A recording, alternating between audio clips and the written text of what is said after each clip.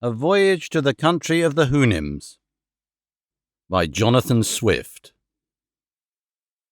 Narrated by Peter Silverleaf.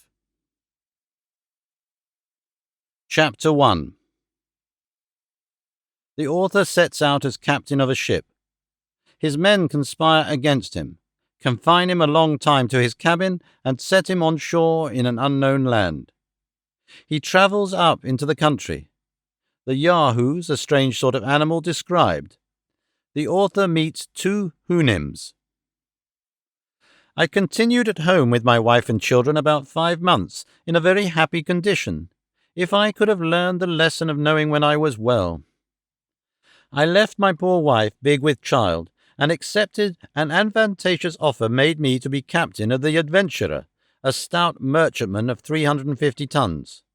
For I understood navigation well, and being grown weary of a surgeon's employment at sea, which, however, I could exercise upon occasion, I took a skilful young man of that calling, one Robert Purefoy, into my ship. We set sail from Portsmouth upon the 7th day of September 1710.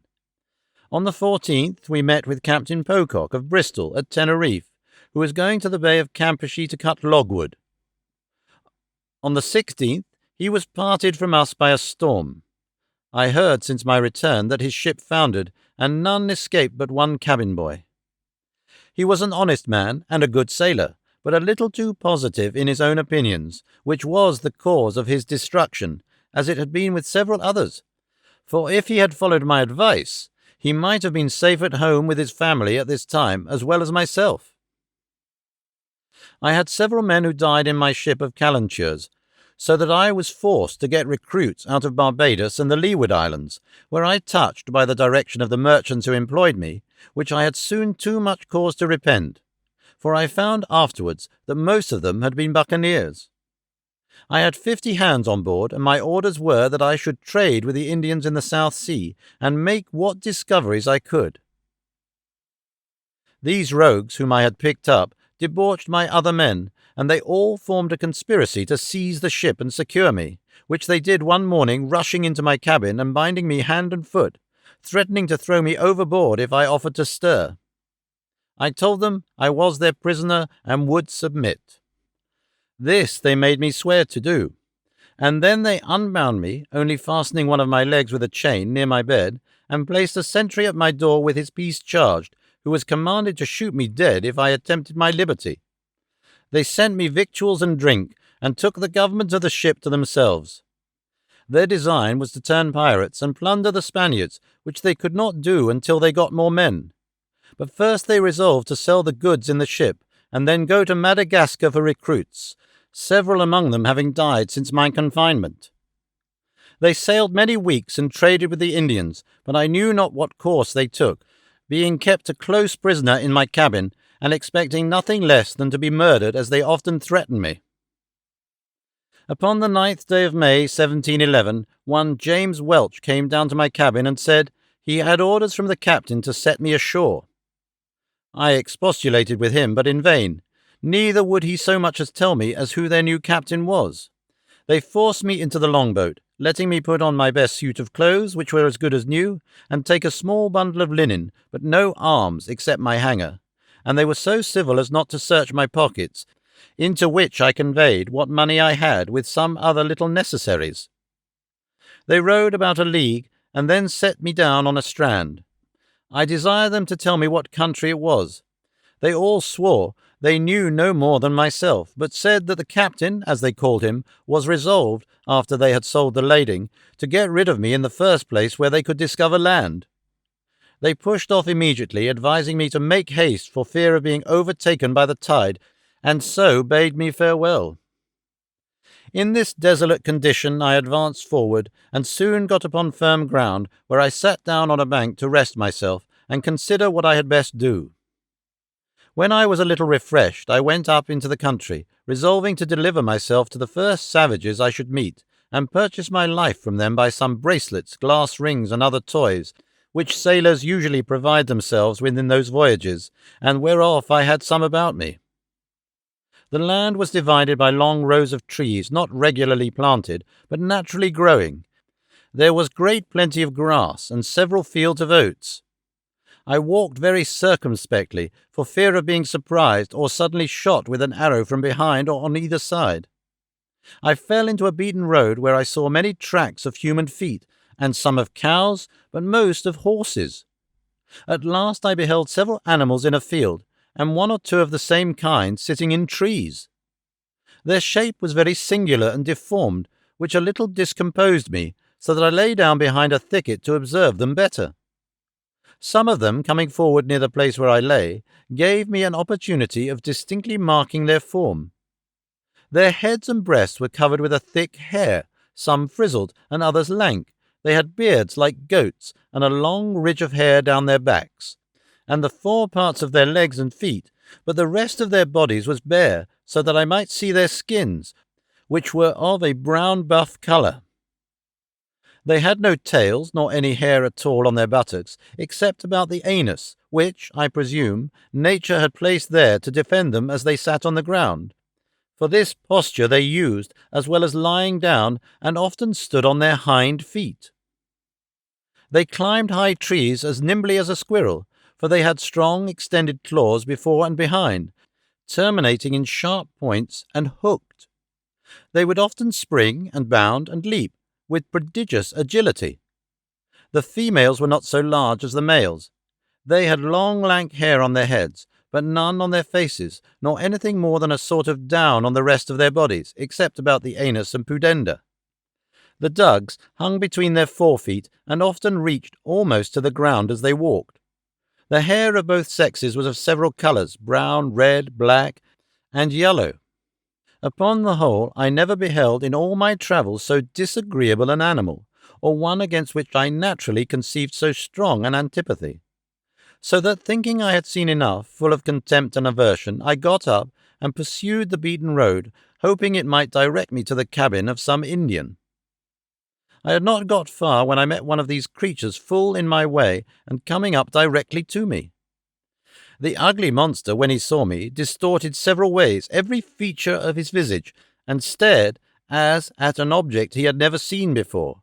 Then, approaching nearer, lifted up his forepaw, whether out of curiosity or mischief, I could not tell, but I drew my hanger and gave him a good blow with the flat side of it, for I durst not strike with the edge, fearing the inhabitants may be provoked against me, if they should come to know that I had killed or maimed any of their cattle. When the beast felt the smart, he drew back and roared so loud that a herd of at least 40 came flocking about me from the next field, howling and making odious faces. But I ran to the body of a tree and, leaning my back against it, kept them off by waving my hanger. Several of this cursed brood, getting hold of the branches behind, leapt up into the tree, whence they began to discharge their excrements on my head. However, I escaped pretty well by sticking close to the stem of the tree, but was almost stifled with the filth which fell about me on every side. In the midst of this distress, I observed them all to run away on a sudden as fast as they could, at which I ventured to leave the tree and pursue the road, wondering what it was that could put them into this fright. But looking on my left hand, I saw a horse walking softly in the field, which my persecutors, having sooner discovered, was the cause of their flight. The horse started a little when he came near me, but soon recovering himself looked full in my face with manifest tokens of wonder. He viewed my hands and feet, walking round me several times. I would have pursued my journey, but he placed himself directly in the way, yet looking with a very mild aspect, never offering the least violence. We stood gazing at each other for some time. At last I took the boldness to reach my hand towards his neck with a design to stroke it, using the common style and whistle of jockeys when they are going to handle a strange horse. But this animal seemed to receive my civilities with disdain, shook his head and bent his brows, softly raising up his right forefoot to remove my hand. Then he neighed 3 or 4 times, but in so different a cadence that I almost began to think he was speaking to himself in some language of his own. While he and I were thus employed, another horse came up, who, applying himself to the first in a very formal manner, they gently struck each other's right hoof before, neighing several times by turns, and varying the sound, which seemed to be almost articulate. They went some paces off, as if it were to confer together, walking side by side, backward and forward, like persons deliberating upon some affair of weight, but often turning their eyes towards me, as it were to watch that I might not escape. I was amazed to see such actions and behaviour in brute beasts, and concluded with myself that if the inhabitants of this country were endued with a proportional degree of reason, they must needs be the wisest people upon earth. This thought gave me so much comfort that I resolved to go forward until I could discover some house or village, or meet with any of the natives, leaving the 2 horses to discourse together as they pleased. But the first, who was a dapple grey, observing me to steal off, neighed after me in so expressive a tone that I fancied myself to understand what he meant. Whereupon I turned back, and came near to him to expect his further commands. But concealing my fear as much as I could, for I began to be in some pain how this adventure might terminate, and the reader will easily believe I did not much like my present situation. The 2 horses came up close to me, looking with great earnestness upon my face and hands. The grey steed rubbed my hat all round with his right fore-hoof, and discomposed it so much that I was forced to adjust it better by taking it off and settling it again, whereat both he and his companion, who was a brown bay, appeared to be much surprised. The latter felt the lappet of my coat, and finding it to hang loose about me, they both looked with new signs of wonder. He stroked my right hand, seeming to admire the softness and colour, but he squeezed it so hard between his hoof and his pastern that I was forced to roar, after which they both touched me with all possible tenderness. They were under great perplexity about my shoes and stockings, which they felt very often, neighing to each other and using various gestures, not unlike those of a philosopher when he would attempt to solve some new and difficult phenomenon. Upon the whole, the behaviour of these animals was so orderly and rational, so acute and judicious, that I at last concluded they must needs be magicians, who had thus metamorphosed themselves upon some design, and seeing a stranger in the way, resolved to divert themselves with him, or perhaps were really amazed at the sight of a man so very different in habit, feature, and complexion from those who might probably live in so remote a climate. Upon the strength of this reasoning, I ventured to address them in the following manner. Gentlemen, if you be conjurers, as I have good cause to believe, you can understand my language. Therefore I make bold to let your worships know that I am a poor distressed Englishman, driven by his misfortunes upon your coast, and I entreat one of you to let me ride upon his back, as if he were a real horse, to some house or village where I can be relieved. In return of which favour I will make you a present of this knife and bracelet. Taking them out of my pocket, the 2 creatures stood silent while I spoke, seeming to listen with great attention, and when I had ended, they neighed frequently towards each other, as if they were engaged in serious conversation. I plainly observed that their language expressed the passions very well, and that words might, with little pains, be resolved into an alphabet more easily than the Chinese. I could frequently distinguish the word Yahoo, which was repeated by each of them several times, and although it was impossible for me to conjecture what it meant, yet while the 2 horses were busy in conversation, I endeavoured to practise this word upon my tongue, and as soon as they were silent, I boldly pronounced Yahoo in a loud voice, imitating at the same time, as near as I could, the neighing of a horse, at which they were both visibly surprised, and the grey repeated the same word twice, as if he meant to teach me the right accent, wherein I spoke after him as well as I could, and found myself perceivably to improve every time, though very far from any degree of perfection. Then the bay tired me with a second word, much harder to be pronounced, but reducing it to the English orthography, may be spelt thus, Houyhnhnm. I did not succeed in this so well as in the former, but after 2 or 3 farther trials, I had better fortune, and they both appeared amazed at my capacity. After some further discourse, which I then conjectured might relate to me, the 2 friends took their leaves, with the same compliment of striking each other's hoof, and the grey made me signs that I should walk before him, wherein I thought it prudent to comply till I could find a better director. When I offered to slacken my pace, he would cry, Hun, hun. I guessed his meaning, and gave him to understand as well as I could that I was weary and not able to walk faster, upon which he would stand a while to let me rest.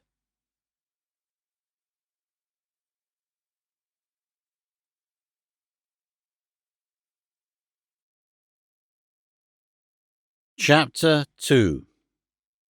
The author conducted by a Houyhnhnm to his house. The house described. The author's reception. The food of the Houyhnhnms. The author in distress for want of meat. Is at last relieved. His manner of feeding in this country. Having travelled about 3 miles, we came to a long kind of building, made of timber stuck in the ground and wattled across. The roof was low and covered with straw. I now began to be a little comforted, and took out some toys which travellers usually carry for presents to the savage Indians of America and other parts, in hopes the people of the house would be thereby encouraged to receive me kindly.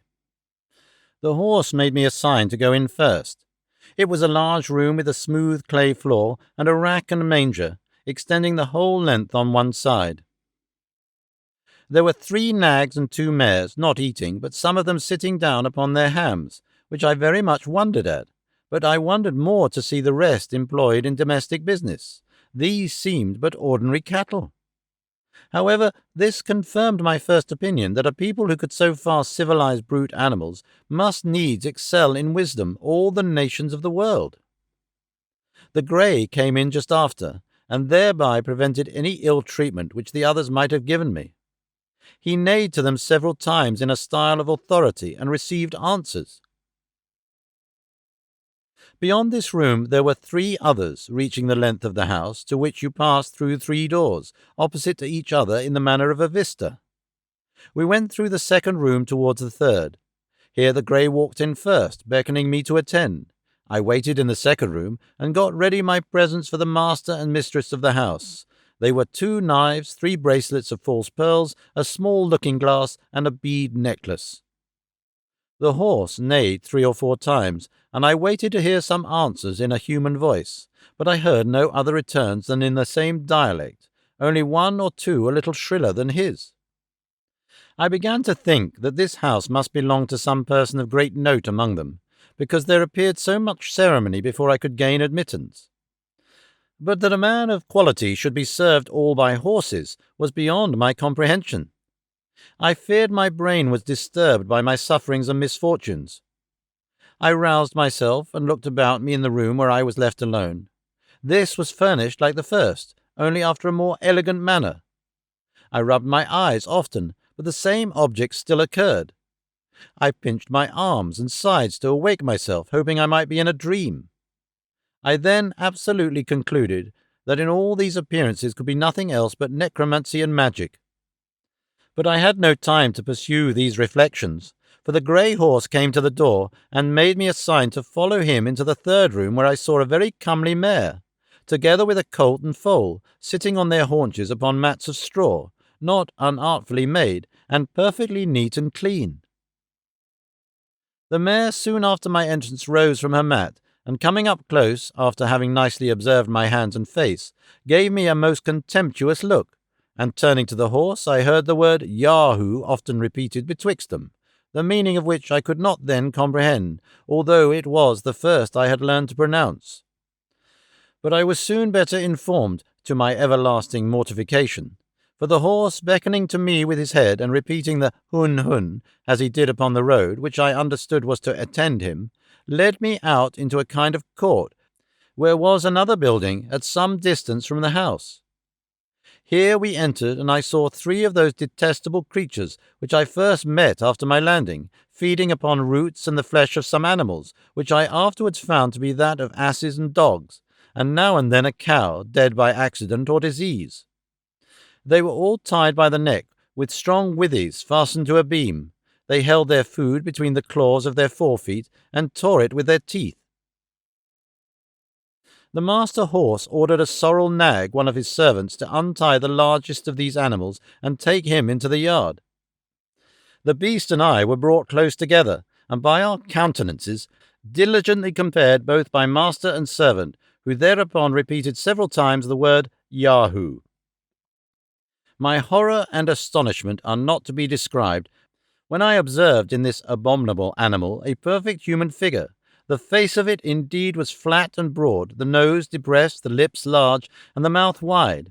But these differences are common to all savage nations, where the lineaments of the countenance are distorted by the natives suffering their infants to lie grovelling on the earth, or by carrying them on their backs, nuzzling with their face against the mother's shoulders. The 4 feet of the Yahoo differed from my hands in nothing else but the length of the nails, the coarseness and brownness of the palms, and the hairiness on the backs.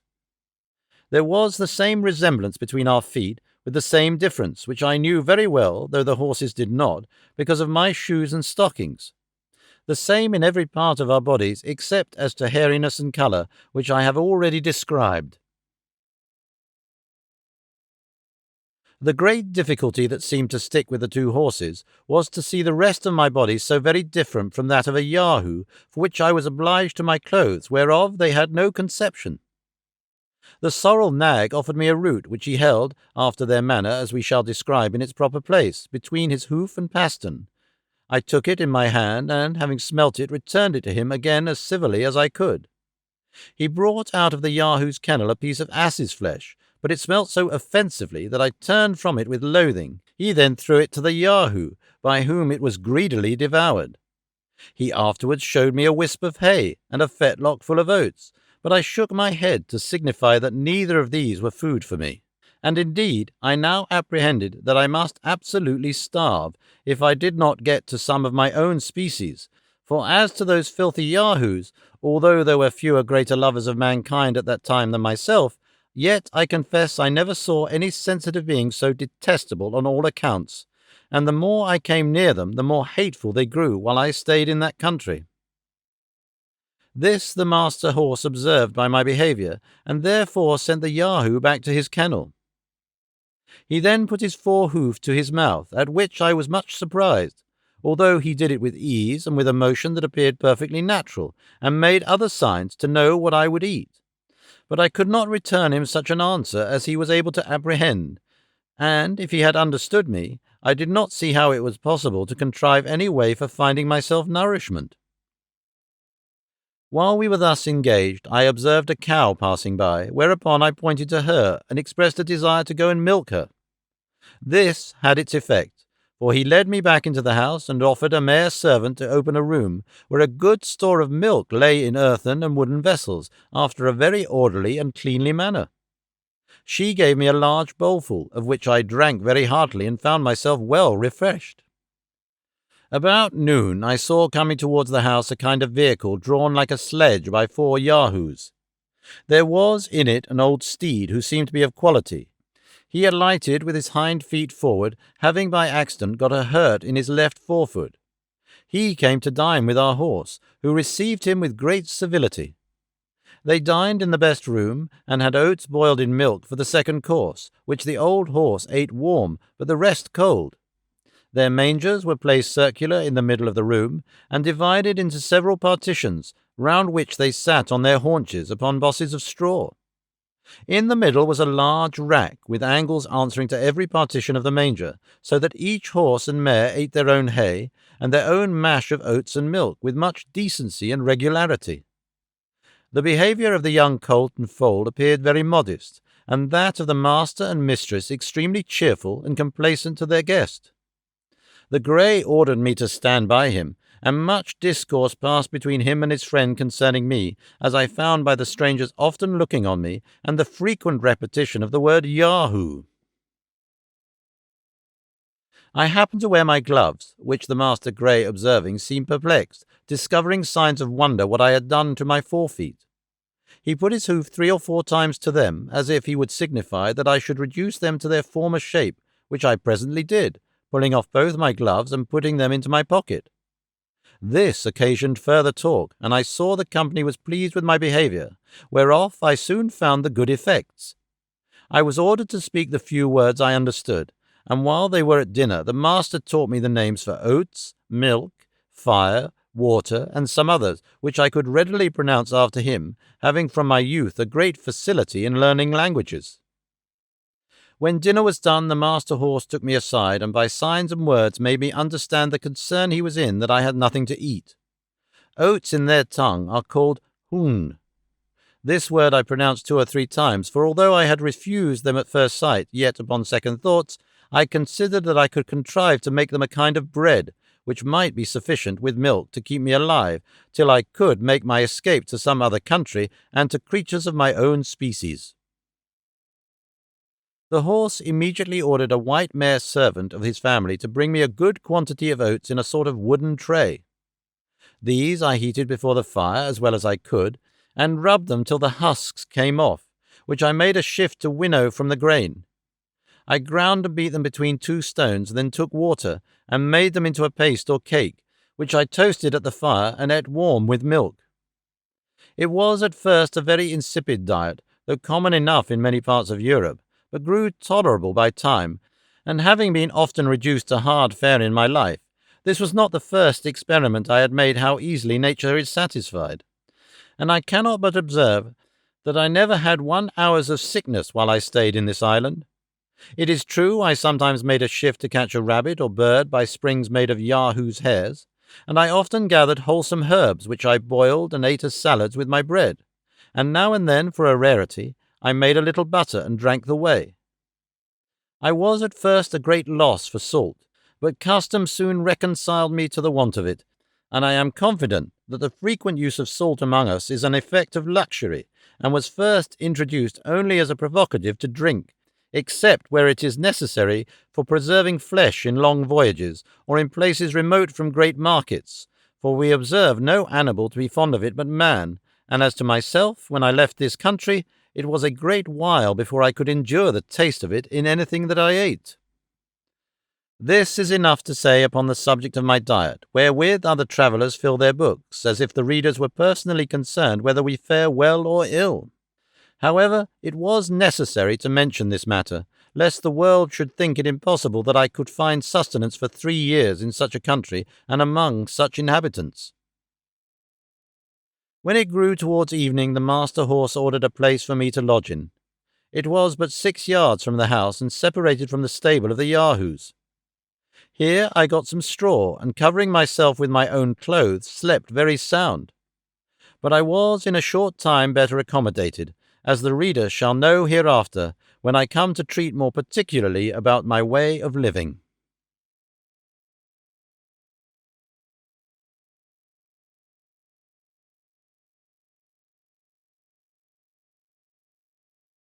Chapter 3. The author studies to learn the language. The Houyhnhnm, his master, assists in teaching him. The language described. Several Houyhnhnms of quality come out of curiosity to see the author. He gives his master a short account of his voyage. My principal endeavour was to learn the language, which my master, for so I shall henceforth call him, and his children and every servant in his house were desirous to teach me, for they looked upon it as a prodigy, that a brute animal should discover such marks of a rational creature. I pointed to everything and inquired the name of it, which I wrote down in my journal book when I was alone, and corrected my bad accent by desiring those of the family to pronounce it often. In this employment, a sorrel nag, one of the under-servants, was very ready to assist me. In speaking, they pronounce through the nose and throat, and their language approaches nearest to the High Dutch or German of any I know in Europe, but is much more graceful and significant. The Emperor Charles V made almost the same observation when he said that if he were to speak to his horse, it should be in High Dutch. The curiosity and impatience of my master were so great that he spent many hours of his leisure to instruct me. He was convinced, as he afterwards told me, that I must be a Yahoo, but my teachableness, civility, and cleanliness astonished him, which were qualities altogether opposite to those animals. He was most perplexed about my clothes, reasoning sometimes with himself whether they were a part of my body, for I never pulled them off till the family were asleep, and got them on before they waked in the morning. My master was eager to learn whence I came, how I acquired those appearances of reason which I discovered in all my actions, and to know my story from my own mouth, which he hoped he should soon do by the great proficiency I made in learning and pronouncing their words and sentences. To help my memory, I formed all I learned into the English alphabet and writ the words down with the translations. This last, after some time, I ventured to do in my master's presence. It cost me much trouble to explain to him what I was doing, for the inhabitants have not the least idea of books or literature. In about 10 weeks' time, I was able to understand most of his questions, and in 3 months could give him some tolerable answers.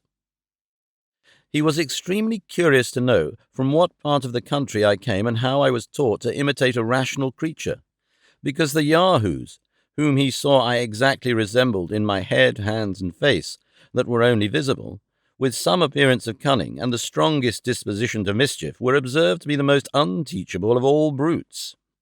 I answered that I came over the sea from a far place with many others of my own kind, in a great hollow vessel made of the bodies of trees, that my companions forced me to land on this coast, and then left me to shift for myself. It was with some difficulty, and by the help of many signs, that I brought him to understand me. He replied that I must needs be mistaken, or that I said the thing which was not, for they have no word in their language to express lying or falsehood. He knew it was impossible that there could be a country beyond the sea, or that a parcel of brutes could move a wooden vessel whither they pleased upon water. He was sure no Houyhnhnm alive could make such a vessel, nor would trust Yahoos to manage it. The word Houyhnhnm in their tongue signifies a horse, and its etymology, the perfection of nature. I told my master that I was at a loss for expression, but would improve as fast as I could, and hoped in a short time I should be able to tell him wonders. He was pleased to direct his own mare, his colt and foal, and the servants of his family to take all opportunities of instructing me, and every day for 2 or 3 hours he was at the same pains himself.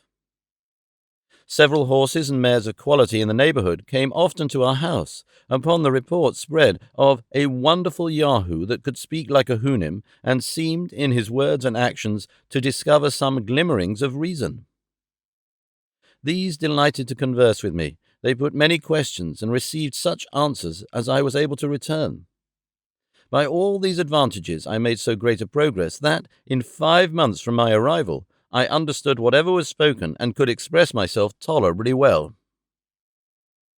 The Houyhnhnms who came to visit my master out of a design of seeing and talking with me could hardly believe me to be a right Yahoo, because my body had a different covering from others of my kind. They were astonished to observe me without the usual hair or skin, except on my head, face, and hands. But I discovered that secret to my master upon an accident which happened about a fortnight before. I have already told the reader that every night, when the family had gone to bed, it was my custom to strip and cover myself with my clothes. It happened one morning early that my master sent for me by the sorrel nag, who was his valet. When he came, I was fast asleep, my clothes fallen off on one side and my shirt above my waist.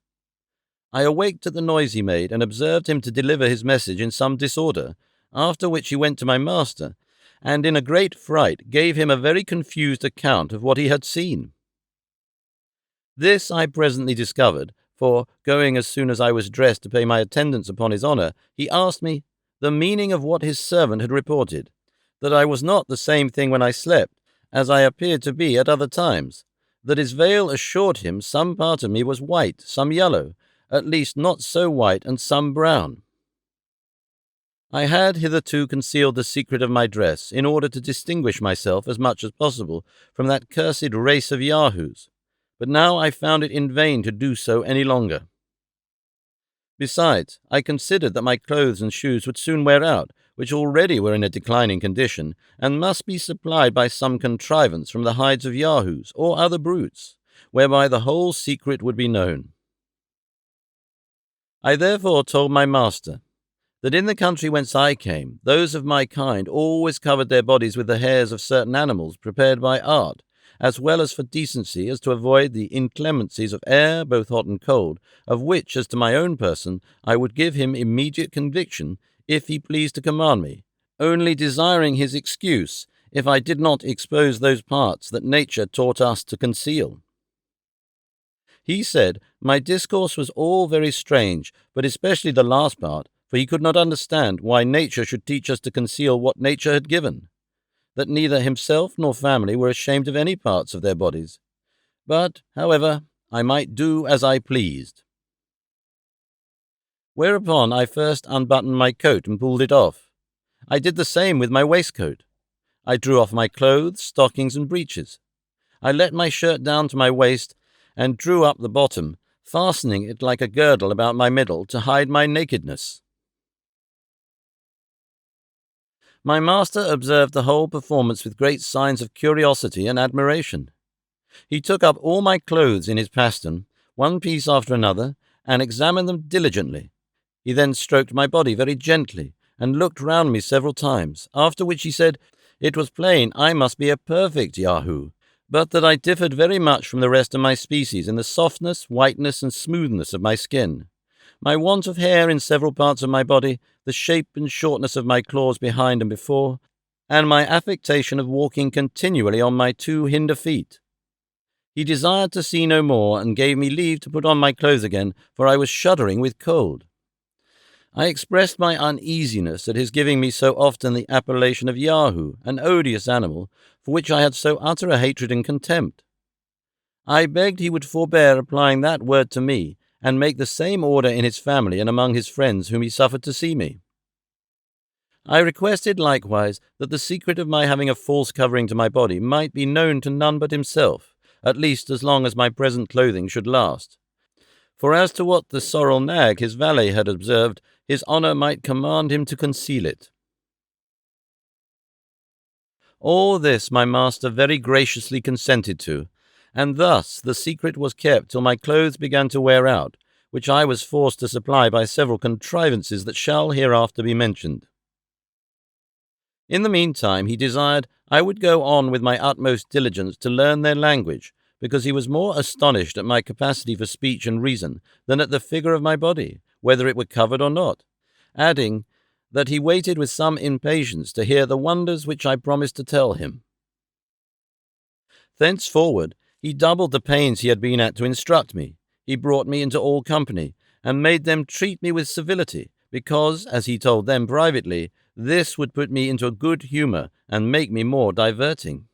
Every day, when I waited on him, beside the trouble he was at in teaching, he would ask me several questions concerning myself, which I answered as well as I could, and by these means he had already received some general ideas, though very imperfect.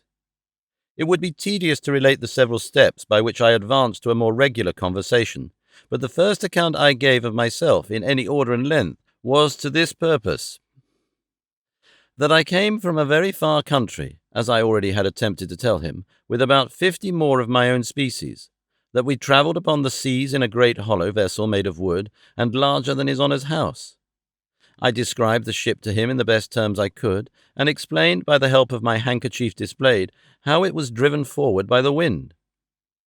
That, upon a quarrel among us, I was set on shore on this coast, where I walked forward, without knowing whither, till he delivered me from the persecution of those execrable Yahoos. He asked me, who made the ship, and how was it possible that Houyhnhnms of my country would leave it to the management of brutes? My answer was that I durst proceed no further in my relation, unless he would give me his word and honour that he would not be offended, and then I would tell him the wonders I had so often promised. He agreed, and I went on by assuring him that the ship was made by creatures like myself, who, in all the countries I had travelled, as well as in my own, were the only governing rational animals, and that upon my arrival hither, I was as much astonished to see the Houyhnhnms act like rational beings as he or his friends could be in finding some marks of reason in a creature he was pleased to call a Yahoo, to which I owned my resemblance in every part, but could not account for their degenerate and brutal nature.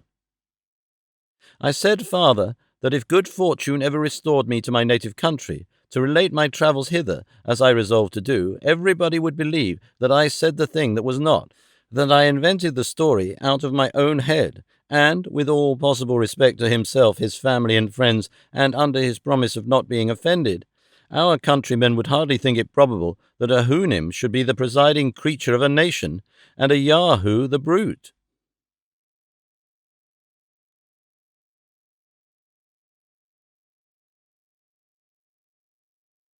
Chapter 4.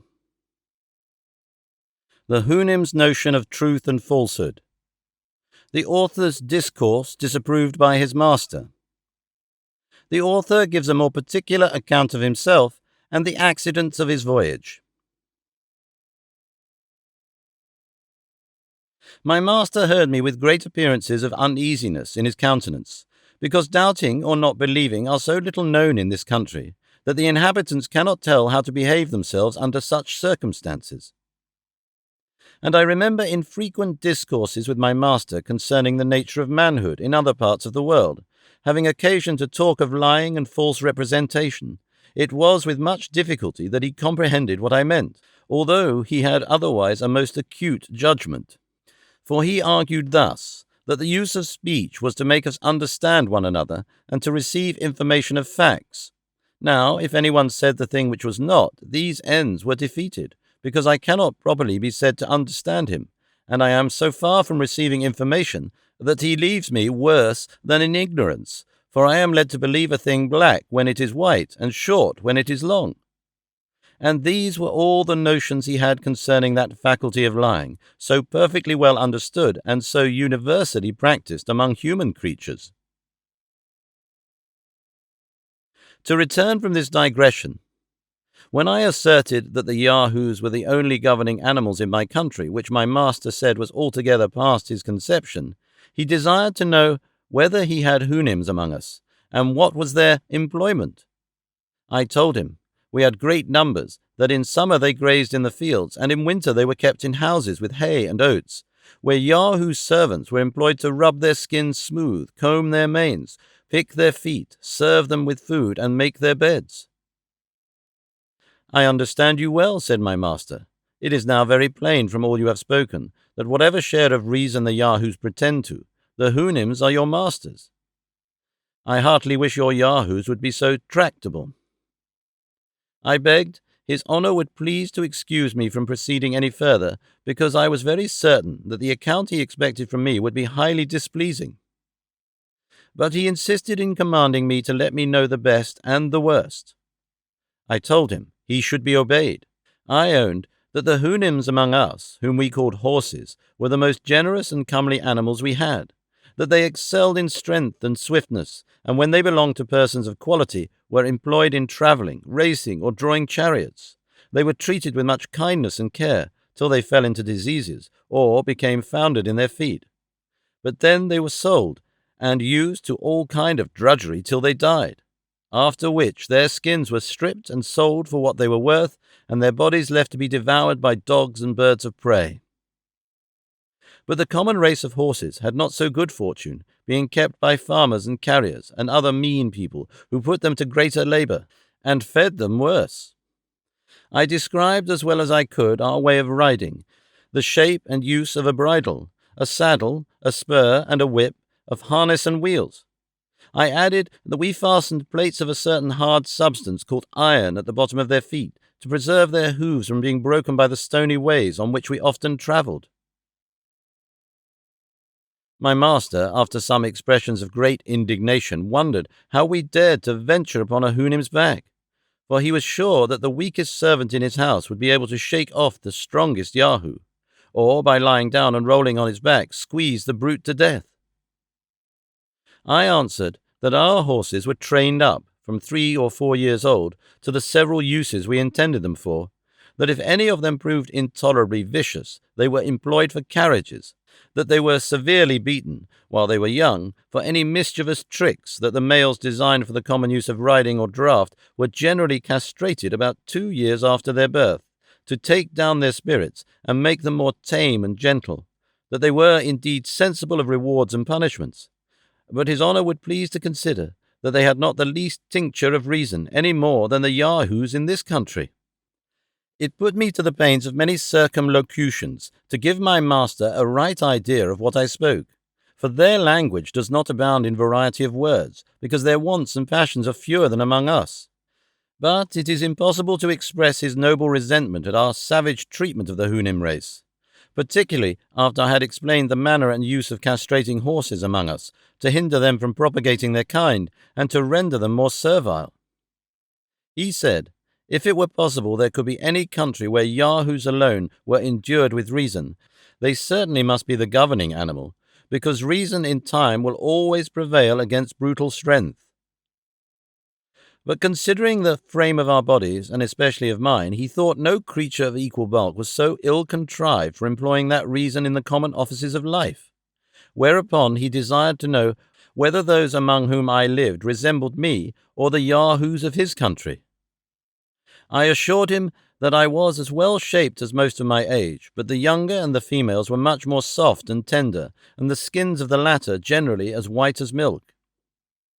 He said, I differed indeed from other yahoos, being much more cleanly, and not altogether so deformed, but in point of real advantage he thought I differed for the worse, that my nails were of no use either to my fore or hinder feet.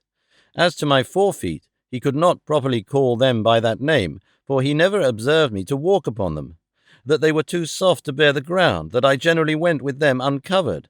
Neither was the covering I sometimes wore on them of the same shape, or so strong as that on my feet behind, that I could not walk with any security, for if either of my hinder feet slipped, I must inevitably fall.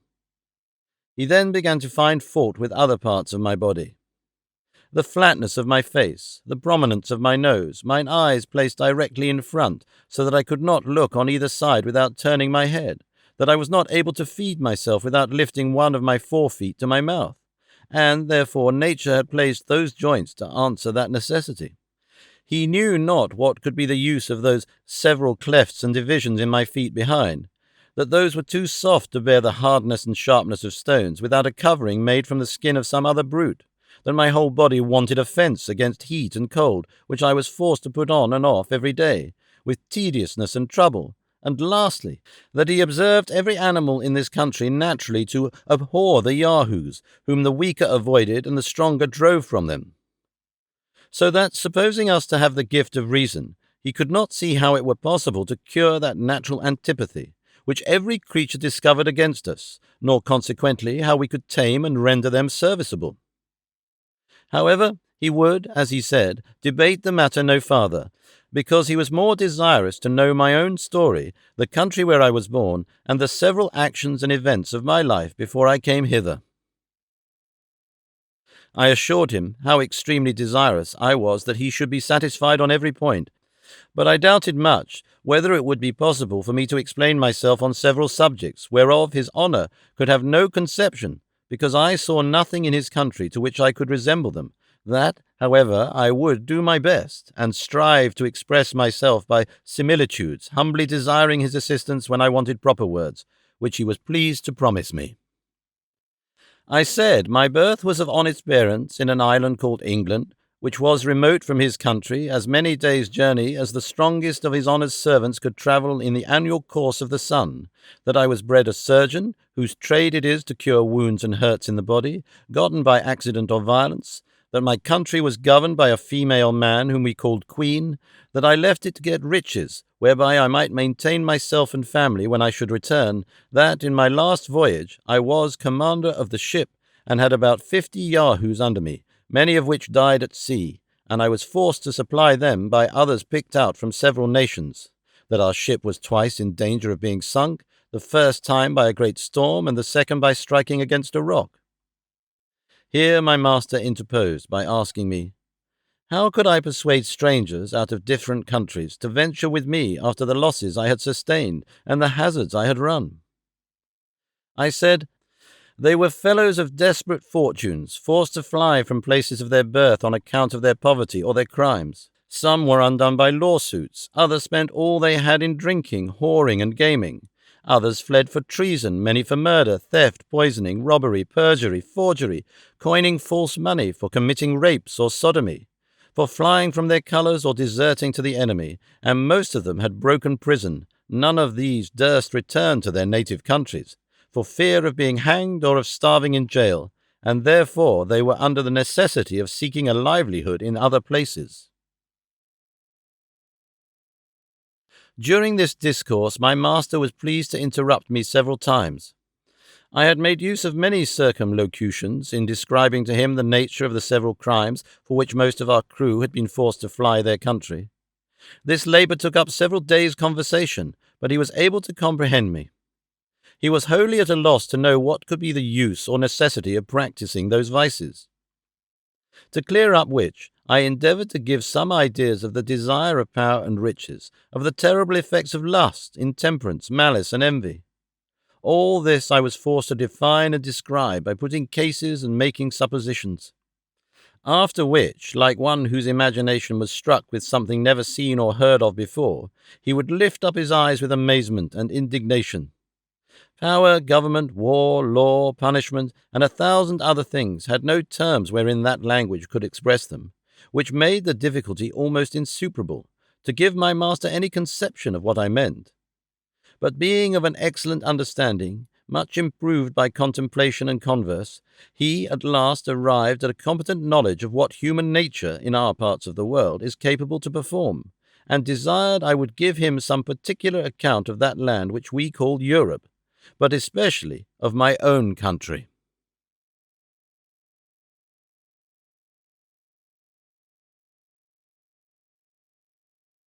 Chapter 5.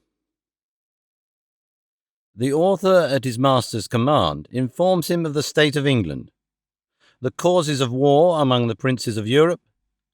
The author begins to explain the English constitution. The reader may please to observe that the following extract of many conversations I had with my master contains a summary of the most material points which were discoursed at several times for above 2 years. His Honour often desiring fuller satisfaction as I further improved in the Houyhnhnm tongue. I laid before him, as well as I could, the whole state of Europe. I discoursed of trade and manufactures, of arts and sciences, and the answers I gave to all the questions he made, as they arose upon several subjects, were a fund of conversation not to be exhausted. But I shall here only set down the substance of what passed between us concerning my own country, reducing it in order as well as I can, without any regard to time or other circumstances, while I strictly adhere to truth. My only concern is that I shall hardly be able to do justice to my master's arguments and expressions, which must needs suffer by my want of capacity, as well as by a translation into our barbarous English. In obedience, therefore, to his Honour's commands, I related to him the revolution under the Prince of Orange, the long war with France, entered into by the said prince, and renewed by his successor, the present Queen, wherein the greatest powers of Christendom were engaged, and which still continued. I computed, at his request, that about 1,000,000 of Yahoos might have been killed in the whole progress of it, and perhaps 100 or more cities taken, and 5 times as many ships burnt or sunk. He asked me what were the usual causes or motives that made one country go to war with another. I answered, they were innumerable, but I should only mention a few of the chief. Sometimes the ambition of princes, who never think they have land or people enough to govern. Sometimes the corruption of ministers, who engage their master in a war in order to stifle or divert the clamour of the subjects against their evil administration. Difference in opinion has cost many millions of lives. For instance, whether flesh be bread or bread be flesh, whether the justice of a certain berry be blood or wine, whether whistling be a vice or a virtue, whether it be better to kiss a post or throw it into the fire, what is the best colour for a coat, whether black, white, red or grey, and whether it should be long or short, narrow or wide, dirty or clean, with many more. Neither are any wars so furious and bloody, or of so long a continuance, as those occasioned by difference in opinion, especially if it be in things indifferent. Sometimes the quarrel between 2 princes is to decide which of them shall dispossess a third of his dominions, when neither of them pretend to any right. Sometimes one prince quarrels with another for fear the other should quarrel with him. Sometimes a war is entered upon because the enemy is too strong, and sometimes because he is too weak. Sometimes our neighbours want the things which we have, or have the things which we want, and we both fight till they take ours or give us theirs. It is a very justifiable cause of war to invade a country after the people have been wasted by famine, destroyed by pestilence, or embroiled by factions among themselves. It is justifiable to enter into war against our nearest ally, when one of his towns lies convenient for us, or a territory of land that would render our dominions round and complete. If a prince sends forces into a nation where the people are poor and ignorant, he may lawfully put half of them to death and make slaves of the rest in order to civilize and reduce them from their barbarous way of living. It is a very kingly, honourable, and frequent practice when one prince desires the assistance of another to secure him against an invasion, that the assistant, when he has driven out the invader, should seize on the dominions himself, and kill, imprison, or banish the prince he came to relieve. Alliance by blood or marriage is a frequent cause of war between princes, and the nearer the kindred is, the greater their disposition to quarrel. Poor nations are hungry, and rich nations are proud, and pride and hunger will ever be at variance. For these reasons, the trade of a soldier is held the most honourable of all others, because a soldier is a Yahoo hired to kill in cold blood as many of his own species who have never offended him as possibly he can. There is likewise a kind of beggarly princes in Europe not able to make war by themselves, who hire out their troops to richer nations, for so much a day to each man, of which they keep 3/4 to themselves, and it is the best part of their maintenance. Such are those in many northern parts of Europe. What you have told me, said my master, upon the subject of war, does indeed discover most admirably the effects of that reason you pretend to. However, it is happy that the shame is greater than the danger, and that nature has left you utterly incapable of doing much mischief. For your mouths lying flat with your faces, you can hardly bite each other to any purpose unless by consent. Then, as to the claws upon your feet, before and behind, they are so short and tender that one of our Yahoos would drive a dozen of yours before him. And therefore, in recounting the numbers of those who have been killed in battle, I cannot but think you have said the thing which is not. I could not forbear shaking my head and smiling a little at his ignorance. And being no stranger to the art of war, I gave him a description of cannons, culverins, muskets, carabines, pistols, bullets, powder, swords, bayonets, battles, sieges, retreats, attacks, undermines, countermines, bombardments, sea fights, ships sunk with 1,000 men, 20,000 killed on each side, dying groans, limbs flying in the air, smoke, noise, confusion, trampling to death under horses' feet, flight, pursuit, victory, fields strewed with carcasses, left for food to dogs and wolves and birds of prey, plundering, stripping, ravishing, burning, and destroying. And to set forth the valour of my own dear countrymen, I assured him that I had seen them blow up 100 enemies at once in a siege, and as many in a ship, and beheld the dead bodies drop down in pieces from the clouds, to the great diversion of the spectators. I was going on to more particulars when my master commanded me silence. He said, whoever understood the nature of Yahoos might easily believe it possible for so vile an animal to be capable of every action I had named, if their strength and cunning equalled their malice. But as my discourse had increased his abhorrence of the whole species, so he found it gave him a disturbance in his mind to which he was wholly a stranger before. He thought his ears, being used to such abominable words, might by degrees admit them with less detestation, that although he hated the Yahoos of this country, yet he no more blamed them for their odious qualities than he did a ganaya, a bird of prey, for its cruelty, or a sharp stone for cutting his hoof. But when a creature pretending to reason could be capable of such enormities, he dreaded lest the corruption of that faculty might be worse than brutality itself. He seemed therefore confident that, instead of reason, we were only possessed of some quality fitted to increase our natural vices, as the reflection from a troubled stream returns the image of an ill-shapen body, not only larger, but more distorted. He added that he had heard too much upon the subject of war, both in this and some former discourses. There was another point which a little perplexed him at present. I had informed him that some of our crew left their country on account of being ruined by law, that I had already explained the meaning of the word, but he was at a loss how it should come to pass that the law, which was intended for every man's preservation, should be any man's ruin. Therefore he desired to be further satisfied what I meant by law, and the dispensers thereof according to the present practice in my own country, because he thought nature and reason were sufficient guides for a reasonable animal, as we pretended to be, in showing us what we ought to do and what to avoid. I assured his honour that the law was a science in which I had not much conversed, further than by employing advocates in vain upon some injustices that had been done me. However, I would give him all the satisfaction I was able. I said, there was a society of men among us, bred up from their youth in the art of proving by words multiplied for the purpose, that white is black and black is white, according as they are paid. To this society all the rest of the people are slaves. For example, if my neighbour has a mind to my cow, he has a lawyer to prove that he ought to have my cow from me. I must then hire another to defend my right, it being against all rules of law that any man should be allowed to speak for himself.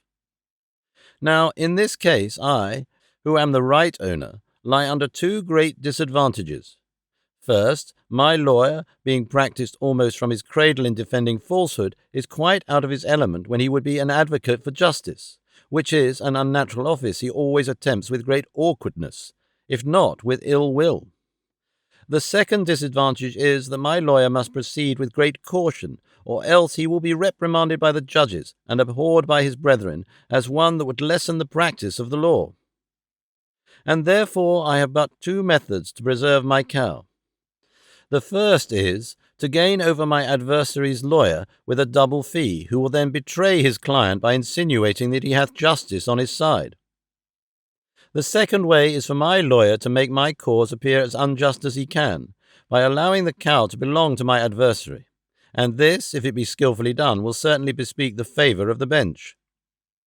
Now your honour is to know that these judges are persons appointed to decide all controversies of property, as well as for the trial of criminals, and picked out from the most dexterous lawyers who are grown old or lazy, and having been biassed all their lives against truth and equity, lie under such a fatal necessity of favouring fraud, perjury, and oppression, that I have known some of them refuse a large bribe from the side where justice lay, rather than injure the faculty by doing anything unbecoming their nature or their office. It is a maxim among these lawyers that whatever has been done before may legally be done again, and therefore they take special care to record all the decisions formerly made against common justice and the general reason of mankind. These, under the name of precedents, they produce as authorities to justify the most iniquitous opinions, and the judges never fail of directing accordingly. In pleading, they studiously avoid entering into the merits of the cause, but are loud, violent, and tedious in dwelling upon all circumstances which are not to the purpose. For instance, in the case already mentioned, they never desire to know what claim or title my adversary has to my cow, but whether the said cow were red or black, her horns long or short, whether the field I graze her in be round or square, whether she was milked at home or abroad, what diseases she is subject to, and the like, after which they consult precedents, adjourn the cause from time to time, and in 10, 20, or 30 years come to an issue.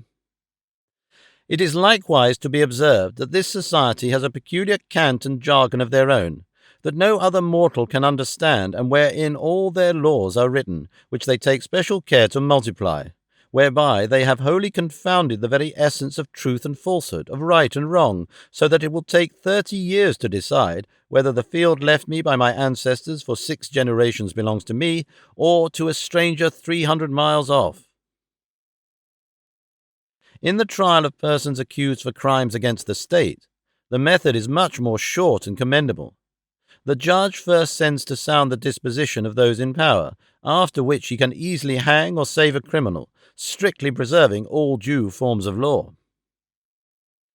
Here my master interposing said, "It was a pity that creatures endowed with such prodigious abilities of mind as these lawyers, by the description I gave of them, must certainly be, were not rather encouraged to be instructors of others in wisdom and knowledge." In answer to which I assured his honour that in all points of their own trade they were usually the most ignorant and stupid generation among us, the most despicable in common conversation, avowed enemies to all knowledge and learning, and equally disposed to pervert the general reason of mankind in every other subject of discourse, as in that of their own profession.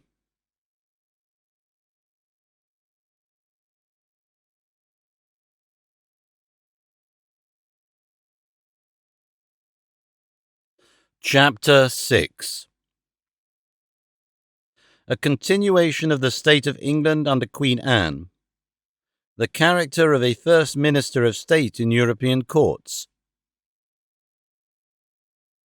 My master was yet wholly at a loss to understand what motives could incite this race of lawyers to perplex, disquiet, and weary themselves, and engage in a confederacy of injustice merely for the sake of injuring their fellow animals. Neither could he comprehend what I meant in saying that they did it for hire.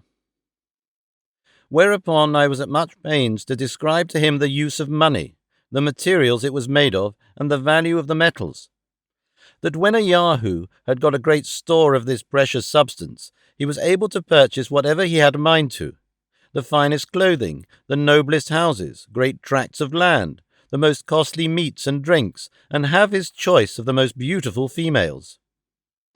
Therefore, since money alone was able to perform all these feats, our Yahoos thought they could never have enough of it to spend or to save, as they found themselves inclined from their natural bent either to profusion or avarice. That the rich man enjoyed the fruit of the poor man's labour, and the latter were 1,000 to 1 in proportion to the former, that the bulk of our people were forced to live miserably by labouring every day for small wages, to make a few live plentifully. I enlarged myself much on these and many other particulars to the same purpose. But his honour was still to seek, for he went upon a supposition that all animals had a title to their share in the productions of the earth, and especially those who presided over the rest. Therefore he desired I would let him know what these costly meats were, and how any of us happened to want them. Whereupon I enumerated as many sorts as came into my head, with the various methods of dressing them, which could not be done without sending vessels by sea to every port of the world, as well for liquors to drink as for sauces and innumerable other conveniences. I assured him that this whole globe of earth must be at least 3 times gone round before one of our better female Yahoos could get her breakfast, or a cup to put it in. He said, that must needs be a miserable country which cannot furnish food for its own inhabitants. But what he chiefly wondered at was how such vast tracts of ground as I described should be wholly without fresh water, and the people put to the necessity of sending over the sea for drink. I replied that England, the dear place of my nativity, was computed to produce 3 times the quantity of food more than its inhabitants are able to consume, as well as liquors extracted from grain or pressed out of the fruit of certain trees, which made excellent drink, and the same proportion in every other convenience of life. But, in order to feed the luxury and intemperance of the males and the vanity of the females, we sent away the greatest part of our necessary things to other countries, whence, in return, we brought the materials of diseases, folly, and vice to spend among ourselves.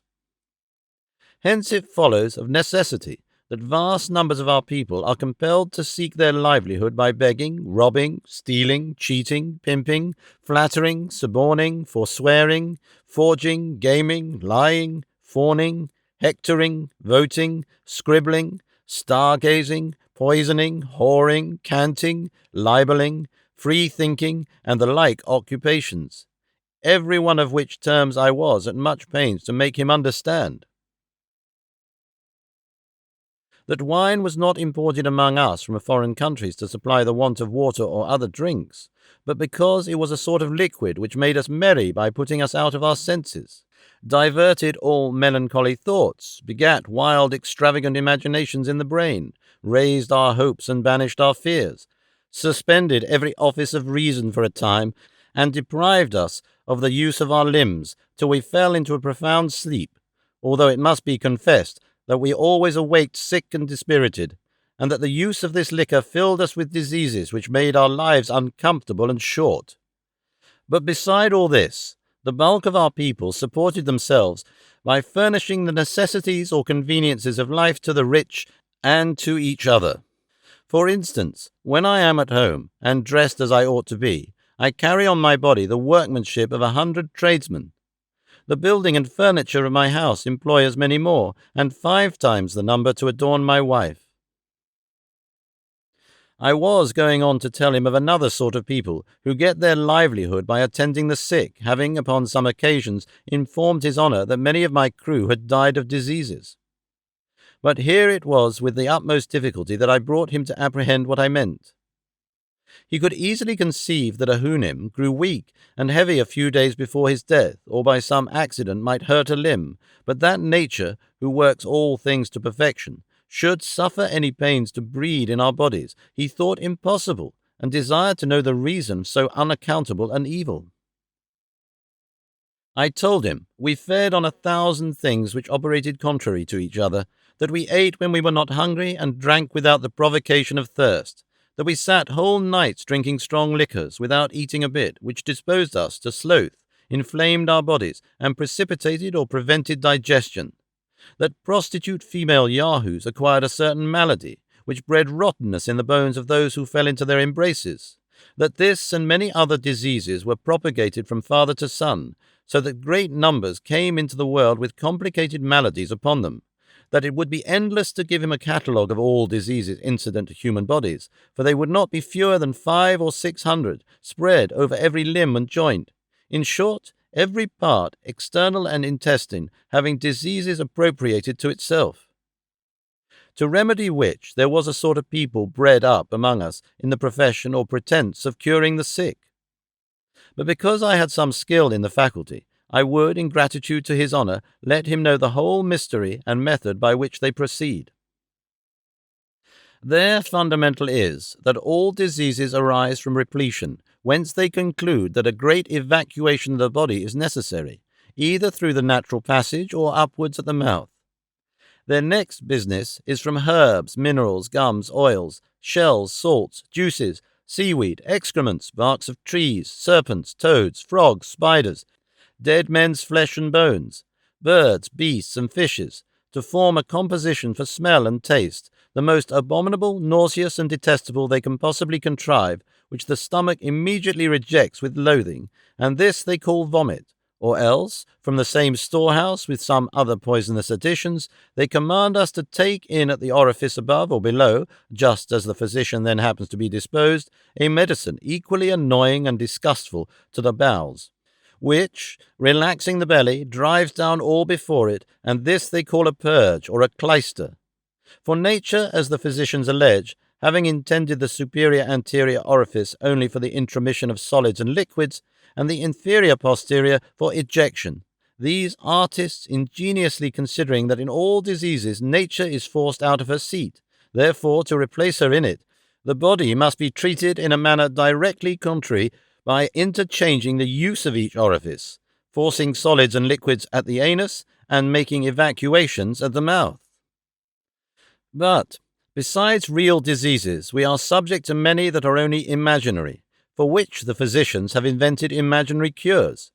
These have their several names, and so have the drugs that are proper for them, and with these our female yahoos are always infested. One great excellency in this tribe is their skill at prognostics, wherein they seldom fail. Their predictions in real diseases, when they rise to any degree of malignity, generally portending death, which is always in their power, when recovery is not, and therefore, upon any unexpected signs of amendment, after they have pronounced their sentence, rather than be accused as false prophets, they know how to approve their sagacity to the world by a seasonable dose. They are likewise of special use to husbands and wives who are grown weary of their mates, to eldest sons, to great ministers of state, and often to princes. I had formerly, upon occasion, discoursed with my master upon the nature of government in general, and particularly of our own excellent constitution, deservedly the wonder and envy of the whole world. But having here accidentally mentioned a minister of state, he commanded me, some time after, to inform him what species of Yahoo I particularly meant by that appellation. I told him that a first or chief minister of state, who was the person I intended to describe, was the creature wholly exempt from joy and grief, love and hatred, pity and anger, at least makes use of no other passions, but a violent desire of wealth, power, and titles, that he applies his words to all uses, except to the indication of his mind, that he never tells a truth but with an intent that you should take it for a lie, nor a lie but with a design that you should take it for a truth. And those he speaks worst of behind their backs are in the surest way of preferment, and whenever he begins to praise you to others or to yourself, you are from that day forlorn. The worst mark you can receive is a promise, especially when it is confirmed with an oath, after which every wise man retires and gives over all hopes. There are 3 methods by which a man may rise to be chief minister. The first is by knowing how, with prudence, to dispose of a wife, a daughter, or a sister. The second by betraying or undermining his predecessor. And the third is by a furious zeal in public assemblies against the corruptions of the court. But a wise prince would rather choose to employ those who practice the last of these methods, because such zealots prove always the most obsequious and subservient to the will and passions of their master. That these ministers, having all employments at their disposal, preserve themselves in power by bribing the majority of a senate or great council, and at last by an expedient called an act of indemnity, whereof I described the nature to him. They secure themselves from after reckonings and retire from the public laden with the spoils of the nation. The palace of a chief minister is a seminary to breed up others in his own trade. The pages, lackeys, and porters, by imitating their master, become masters of state in their several districts, and learn to excel in the 3 principal ingredients of insolence, lying, and bribery.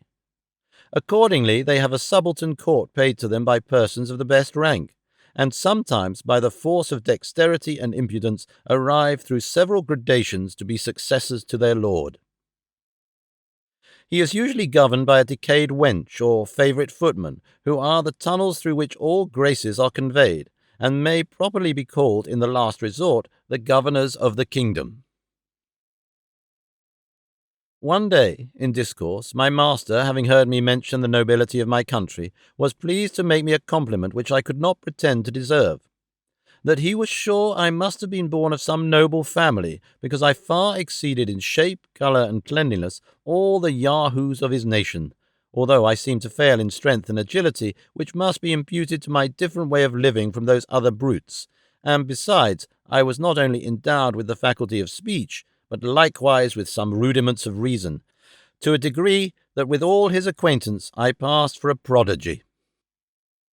He made me observe that among the Houyhnhnms the white, the sorrel, and the iron grey were not so exactly shaped as the bay, the dapple grey, and the black, nor born with equal talents of mind or a capacity to improve them, and therefore continued always in the condition of servants, without ever aspiring to match out of their own race, which in that country would be reckoned monstrous and unnatural. I made his honour my most humble acknowledgments for the good opinion he was pleased to conceive of me, but assured him at the same time that my birth was of the lower sort, having been born of plain, honest parents, who were just able to give me a tolerable education, that nobility among us was altogether a different thing from the idea he had of it, that our young noblemen are bred from their childhood in idleness and luxury, that as soon as years will permit, they consume their vigour and contract odious diseases among lewd females, and when their fortunes are almost ruined, they marry some woman of mean birth, disagreeable person, and unsound constitution, merely for the sake of money, whom they hate and despise. That the productions of such marriages are generally scrofulous, rickety, or deformed children, by which means the family seldom continues above 3 generations, unless the wife takes care to provide a healthy father, among her neighbours or domestics, in order to improve and continue the breed. That a weak, diseased body, a meagre countenance, and sallow complexion are the true marks of noble blood, and a healthy, robust appearance is so disgraceful in a man of quality, that the world concludes his real father to have been a groom or a coachman. The imperfections of his mind run parallel with those of his body, being a composition of spleen, dullness, ignorance, caprice, sensuality, and pride. Without the consent of this illustrious body, no law can be enacted, repealed, or altered, and these nobles have likewise the decision of all our possessions, without appeal.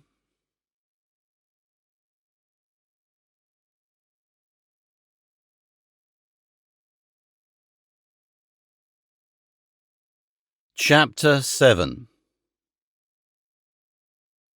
The author's great love of his native country.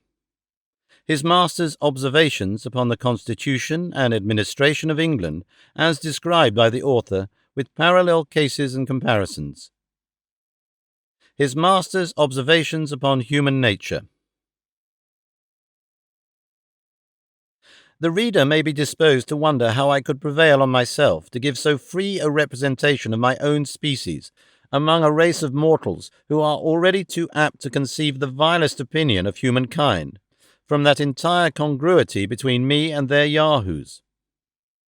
But I must freely confess that the many virtues of those excellent quadrupeds placed in opposite view to human corruptions had so far opened my eyes and enlarged my understanding that I began to view the actions and passions of man in a very different light, and to think the honour of my own kind not worth managing, which, besides, it was impossible for me to do before a person of so acute a judgment as my master, who daily convinced me of 1,000 faults in myself, whereof I had not the least perception before, and which, with us, would never be numbered even among human infirmities.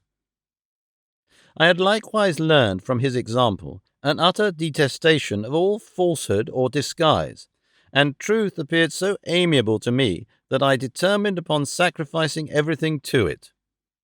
Let me deal so candidly with the reader as to confess that there was yet a much stronger motive for the freedom I took in my representation of things.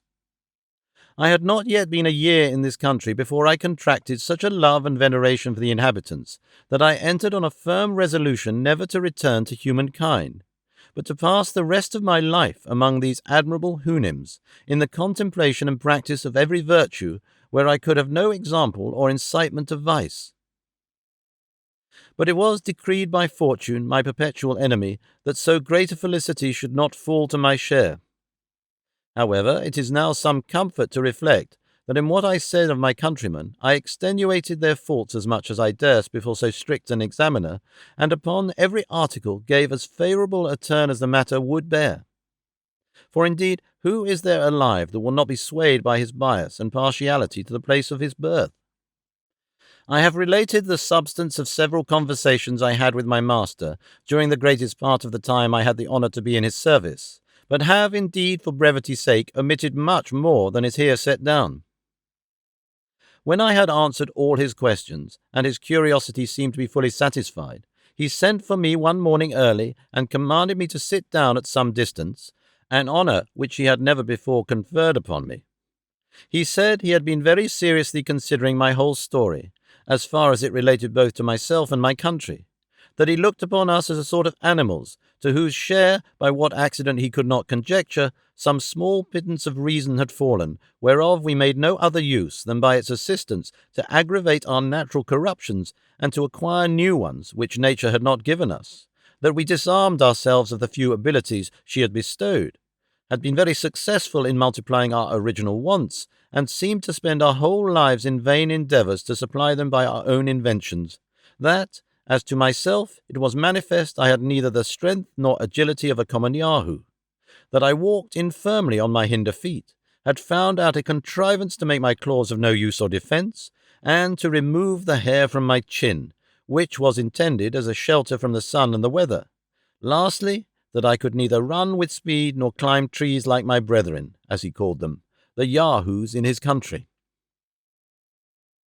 That our institutions of government and law were plainly owing to our gross defects in reason, and by consequence in virtue, because reason alone is sufficient to govern a rational creature, which was, therefore, a character we had no pretence to challenge, even from the account I had given of my own people, although he manifestly perceived that in order to favour them I had concealed many particulars, and often said the thing which was not. He was the more confined in this opinion, because he observed that as I agreed in every feature of my body with other yahoos, except where it was to my real advantage in point of strength, speed, and activity, the shortness of my claws, and some other particulars where nature had no part, so, from the representation I had given him of our lives, our manners, and our actions, he found as near a resemblance in the disposition of our minds. He said the yahoos were known to hate one another, more than they did any different species of animals, and the reason usually assigned was the odiousness of their own shapes, which all could see in the rest but not in themselves. He had therefore begun to think it not wise in us to cover our bodies, and by that invention conceal many of our deformities from each other, which would else be hardly supportable. But he now found he had been mistaken, and that the dissensions of those brutes in his country were owing to the same cause with ours as I had described them. For if, said he, you throw among 5 yahoos as much food as would be sufficient for 50, they will, instead of eating peaceably, fall together by the ears, each single one impatient to have all to itself, and therefore a servant was usually employed to stand by while they were feeding abroad, and those kept at home were tied at a distance from each other. That if a cow died of age or accident, before a Houyhnhnm could secure it for his own yahoos, those in the neighbourhood would come in herds to seize it, and then would ensue such a battle as I had described, with terrible wounds made by their claws on both sides, although they seldom were able to kill one another, for want of such convenient instruments of death as we had invented. At other times, the like battles have been fought between the yahoos of several neighbourhoods, without any visible cause, those of one district watching all opportunities to surprise the next, before they are prepared. But if they find their project has miscarried, they return home, and for want of enemies engage in what I call a civil war among themselves. That in some fields of his country there are certain shining stones of several colours, whereof the yahoos are violently fond, and when part of these stones is fixed in the earth, as it sometimes happens, they will dig with their claws for whole days to get them out, then carry them away and hide them by heaps in their kennels, but still looking round with great caution for fear their comrades should find out their treasure. My master said he could never discover the reason of this unnatural appetite, or how these stones could be of any use to a yahoo, but now he believed it might proceed from the same principle of avarice which I had ascribed to mankind. That he had once, by way of experiment, privately removed a heap of these stones from the place where one of his yahoos had buried it, whereupon the sordid animal, missing his treasure, by his loud lamenting brought the whole herd to the place, there miserably howled, then fell to biting and tearing the rest, began to pine away, would neither eat nor sleep nor work, till he ordered a servant privately to convey the stones into the same hole and hide them as before, which, when his yahoo had found, he presently recovered his spirits and good humour, but took good care to remove them to a better hiding place, and has ever since been a very serviceable brute. My master further assured me, which I also observed myself, that in the fields where the shining stones abound, the fiercest and most frequent battles are fought, occasioned by perpetual inroads of the neighbouring yahoos. He said it was common when 2 yahoos discovered such a stone in a field, and were contending which of them should be the proprietor, a third would take the advantage and carry it away from them both, which my master would needs contend to have some kind of resemblance with our suits at law, wherein I thought it for our credit not to undeceive him, since the decision he mentioned was much more equitable than many decrees among us, because the plaintiff and defendant there lost nothing beside the stone they contended for, whereas our courts of equity would never have dismissed the cause while either of them had anything left. My master, continuing his discourse, said, there was nothing that rendered the yahoos more odious than their undistinguishing appetite to devour everything that came in their way, whether herbs, roots, berries, the corrupted flesh of animals, or all mingled together, and it was peculiar in their temper that they were fonder of what they could get by rapine or stealth at a greater distance than much better food provided for them at home. If their prey held out, they would eat till they were ready to burst, after which nature had pointed out to them a certain route that gave them a general evacuation. There was also another kind of root, very juicy, but somewhat rare and difficult to be found, which the yahoos sought for with much eagerness, and would suck it with great delight. It produced in them the same effects that wine has upon us. It would make them sometimes hug and sometimes tear one another. They would howl and grin and chatter and reel and tumble, then fall asleep in the mud. I did indeed observe that the yahoos were the only animals in this country subject to any diseases, which, however, were much fewer than horses have among us, and contracted not by any ill treatment they met with, but by the nastiness and greediness of that sordid brute. Neither has their language any more than a general appellation for those maladies, which is borrowed from the name of the beast, and called Hinea or Yahoo's evil, and the cure prescribed is a mixture of their own dung and urine forcibly put down the Yahoo's throat. This I have since often known to have been taken with success, and do here freely recommend it to my countrymen for the public good, as an admirable specific against all diseases produced by repletion. As to learning, government, arts, manufactures, and the like, my master confessed he could find little or no resemblance between the Yahoos of that country and those in ours, for he only meant to observe what parity there was in our natures. He had heard, indeed, some curious Houyhnhnms observe, that in most herds there was a sort of ruling Yahoo, as among us there is generally some leading or principal stag in a park, who was always more deformed in body and mischievous in disposition than any of the rest, that this leader had usually a favourite as like himself as could get, whose employment was to lick his master's feet and posteriors, and drive the female Yahoos to his kennel, for which he was now and then rewarded with a piece of ass's flesh. This favourite is hated by the whole herd, and therefore, to protect himself, keeps always near the person of his leader. He usually continues in office until a worse can be found, but the very moment he is discarded, his successor, at the head of all the Yahoos in that district, young and old, male and female, come in a body and discharge their excrements upon him from head to foot. But how far this might be applicable to our courts and favourites and ministers of state, my master said I could best determine.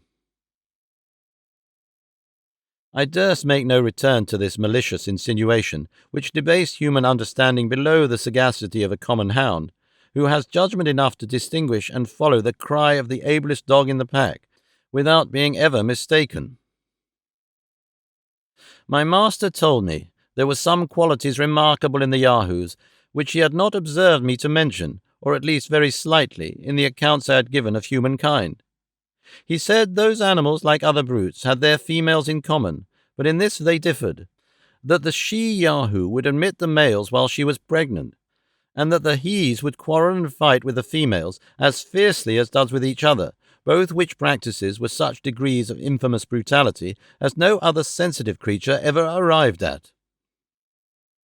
Another thing he wondered at in the Yahoos was their strange disposition to nastiness and dirt, whereas there appears to be a natural love of cleanliness in all other animals.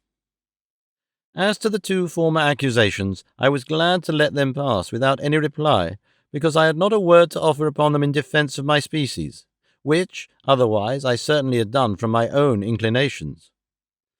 But I could have easily vindicated humankind from the imputation of singularity upon the last article, if there had been any swine in that country, as unluckily for me there were not, which, although it may be a sweeter quadruped than a Yahoo, cannot, I humbly conceive, in justice, pretend to more cleanliness, and so his honour himself must have owned, if he had seen their filthy way of feeding, and their custom of wallowing and sleeping in the mud. My master likewise mentioned another quality which his servants had discovered in several Yahoos, and to him was wholly unaccountable.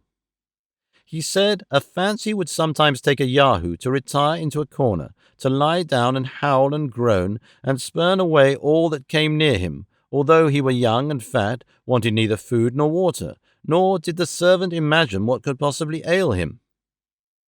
And the only remedy they found was to set him to hard work, after which he would infallibly come to himself. To this I was silent out of partiality to my own kind, yet here I could plainly discover the true seeds of spleen, which only seizes on the lazy, the luxurious, and the rich, who, if they were forced to undergo the same regimen, I would undertake for the cure. His honour had further observed that a female Yahoo would often stand behind a bank or a bush to gaze on the young males passing by, and then appear and hide, using many antic gestures and grimaces, at which time it was observed that she had a most offensive smell, and when any of the males advanced, would slowly retire, looking often back, and with a counterfeit show of fear run off into some convenient place where she knew the male would follow her. At other times, if a female stranger came among them, 3 or 4 of her own sex would get about her and stare and chatter and grin and smell her all over, and then turn off with gestures that seemed to express contempt and disdain. Perhaps my master might refine a little in these speculations, which he had drawn from what he observed himself or had been told him by others. However, I could not reflect without some amazement and much sorrow that the rudiments of lewdness, coquetry, censure, and scandal should have place by instinct in womankind. I expected every turn that my master would accuse the yahoos of those unnatural appetites in both sexes so common among us. But nature, it seems, has not been so expert a schoolmistress, and these politer pleasures are entirely the productions of art and reason on our side of the globe.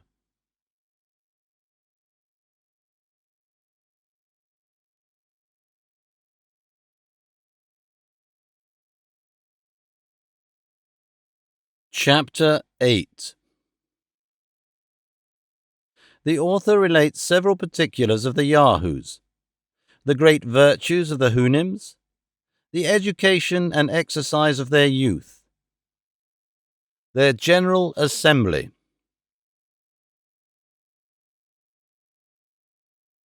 As I ought to have understood human nature much better than I supposed it possible for my master to do, so it was easy to apply the character he gave the yahoos to myself and my countrymen, and I believed I could yet make further discoveries from my own observation.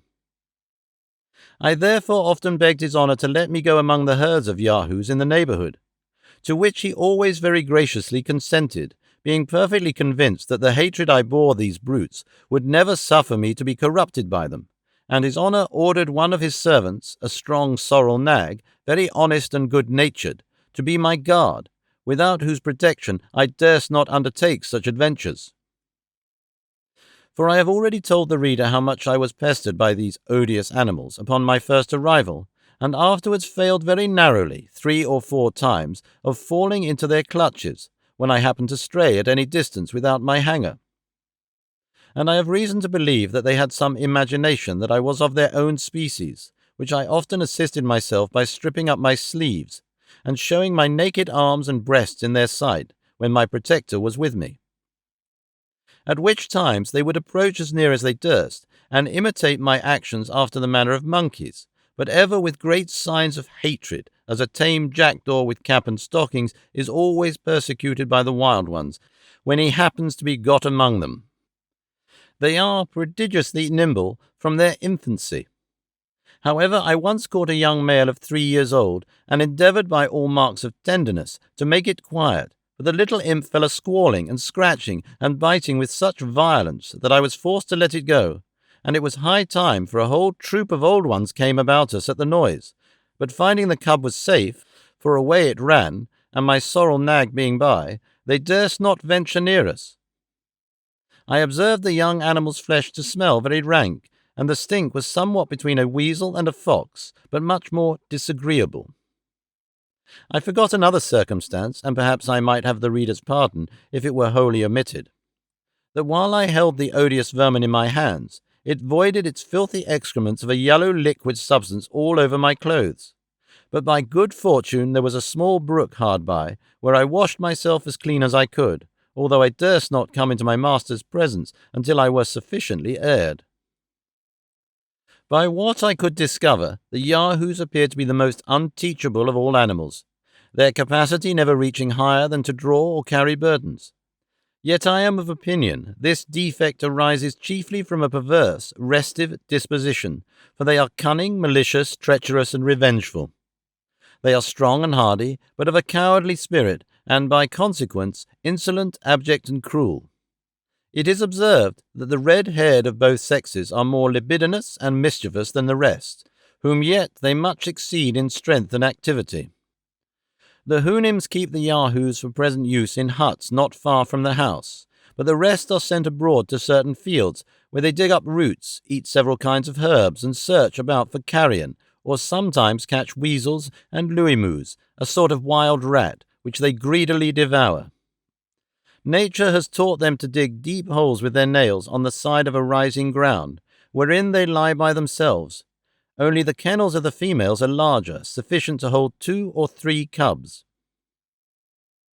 They swim from their infancy like frogs and are able to continue long under water, where they often take fish, which the females carry home to their young. And upon this occasion I hope the reader will pardon my relating an odd adventure.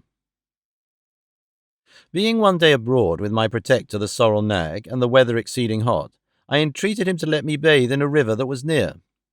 He consented, and I immediately stripped myself stark naked and went down softly into the stream. It happened that a young female Yahoo, standing behind a bank, saw the whole proceeding, and inflamed by desire, as the nag and I conjectured, came running with all speed and leapt into the water, within 5 yards of the place where I bathed. I was never in my life so terribly frightened. The nag was grazing at some distance, not suspecting any harm. She embraced me after a most fulsome manner. I roared as loud as I could, and the nag came galloping towards me, whereupon she quitted her grasp with the utmost reluctancy, and leapt upon the opposite bank, where she stood gazing and howling all the time I was putting on my clothes. This was a matter of diversion to my master and his family, as well as of mortification to myself. For now I could no longer deny that I was a real Yahoo in every limb and feature, since the females had a natural propensity to me, as one of their own species. Neither was the hair of this brute of a red colour, which might have been some excuse for an appetite a little irregular, but black as a sloe, and her countenance did not make an appearance altogether so hideous as the rest of her kind, for I think she could not be above 11 years old. Having lived 3 years in this country, the reader, I suppose, will expect that I should, like other travellers, give some account of the manners and customs of its inhabitants, which it was indeed my principal study to learn. As these noble Houyhnhnms are endowed by nature with a general disposition to all virtues, and have no conceptions or ideas of what is evil in a rational creature, so their grand maxim is to cultivate reason and to be wholly governed by it. Neither is reason among them a point problematical, as with us, where men can argue with plausibility on both sides of the question, but strikes you with immediate conviction, as it must needs do where it is not mingled, obscured, or discoloured by passion and interest. I remember it was with extreme difficulty that I could bring my master to understand the meaning of the word opinion, or how a point could be disputable, because reason taught us to affirm or deny only where we are certain, and beyond our knowledge we cannot do either. So that controversies, wranglings, disputes, and positiveness in false or dubious propositions are evils unknown among the Houyhnhnms. In the like manner, when I used to explain to him our several systems of natural philosophy, he would laugh, that a creature pretending to reason should value itself upon the knowledge of other people's conjectures, and in things where that knowledge, if it were certain, could be of no use. Wherein he agreed entirely with the sentiments of Socrates, as Plato delivers them, which I mention as the highest honour I can do that prince of philosophers. I have often since reflected what destruction such doctrine would make in the libraries of Europe, and how many paths of fame would be then shut up in the learned world. Friendship and benevolence are the 2 principal virtues among the Houyhnhnms, and these not confined to particular objects, but universal to the whole race, for a stranger from the remotest part is equally treated with the nearest neighbour, and wherever he goes looks upon himself as at home. They preserve decency and civility in the highest degrees, but are altogether ignorant of ceremony. They have no fondness for their colts or foals, but the care they take in educating them proceeds entirely from the dictates of reason. And I observed my master to show the same affection to his neighbour's issue that he had for his own. They will have it that nature teaches them to love the whole species, and it is reason only that makes a distinction of persons where there is a superior degree of virtue.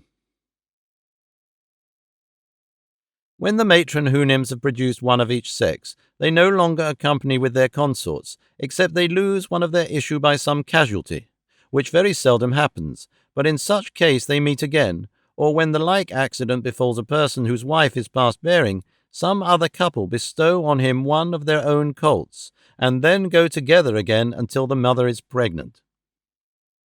This caution is necessary to prevent the country from being overburdened with numbers. But the race of inferior Houyhnhnms, bred up to be servants, is not so strictly limited upon this article. These are allowed to produce 3 of each sex to be domestics in the noble families. In their marriages, they are exactly careful to choose such colours as will not make any disagreeable mixture in the breed. Strength is chiefly valued in the male, and comeliness in the female, not upon the account of love, but to preserve the race from degenerating, for where a female happens to excel in strength, a consort is chosen with regard to comeliness. Courtship, love, presents, jointures, settlements have no place in their thoughts, or terms whereby to express them in their language. The young couple meet and are joined merely because it is the determination of their parents and friends. It is what they see done every day, and they look upon it as one of the necessary actions of a reasonable being. But the violation of marriage or any other unchastity was never heard of, and the married pair pass their lives with the same friendship and mutual benevolence that they bear to all others of the same species who come in their way, without jealousy, fondness, quarrelling, or discontent. In educating the youth of both sexes, their method is admirable, and highly deserves our imitation. These are not suffered to taste a grain of oats, except upon certain days, till 18 years old, nor milk but very rarely, and in summer they graze 2 hours in the morning, and as many in the evening, which their parents likewise observe. But the servants are not allowed above half that time, and a great part of their grass is brought home, which they eat at the most convenient hours, when they can be best spared from work. Temperance, industry, exercise, and cleanliness are the lessons equally enjoined to the young ones of both sexes, and my master thought it monstrous in us to give the females a different kind of education from the males, except in some articles of domestic management, whereby, as he truly observed, 1/2 of our natives were good for nothing but bringing children into the world, and to trust the care of our children to such useless animals, he said, was yet a greater instance of brutality. But the Houyhnhnms train up their youth to strength, speed, and hardiness by exercising them in running races up and down steep hills and over hard, stony grounds, and when they are all in a sweat, they are ordered to leap over head and ears into a pond or river. 4 times a year the youth of a certain district meet to show their proficiency in running and leaping, and other feats of strength and agility, where the victor is rewarded with a song in his or her praise. On this festival the servants drive a herd of yahoos into the field, laden with hay and oats and milk for a repast to the Houyhnhnms, after which these brutes are immediately driven back again for fear of being noisome to the assembly. Every 4th year, at the vernal equinox, there is a representative council of the whole nation, which meets in a plain about 20 miles from our house, and continues about 5 or 6 days. Here they inquire into the state and condition of the several districts, whether they abound or be deficient in hay or oats or cows or yahoos, and wherever there is any want, which is but seldom, it is immediately supplied by unanimous consent and contribution.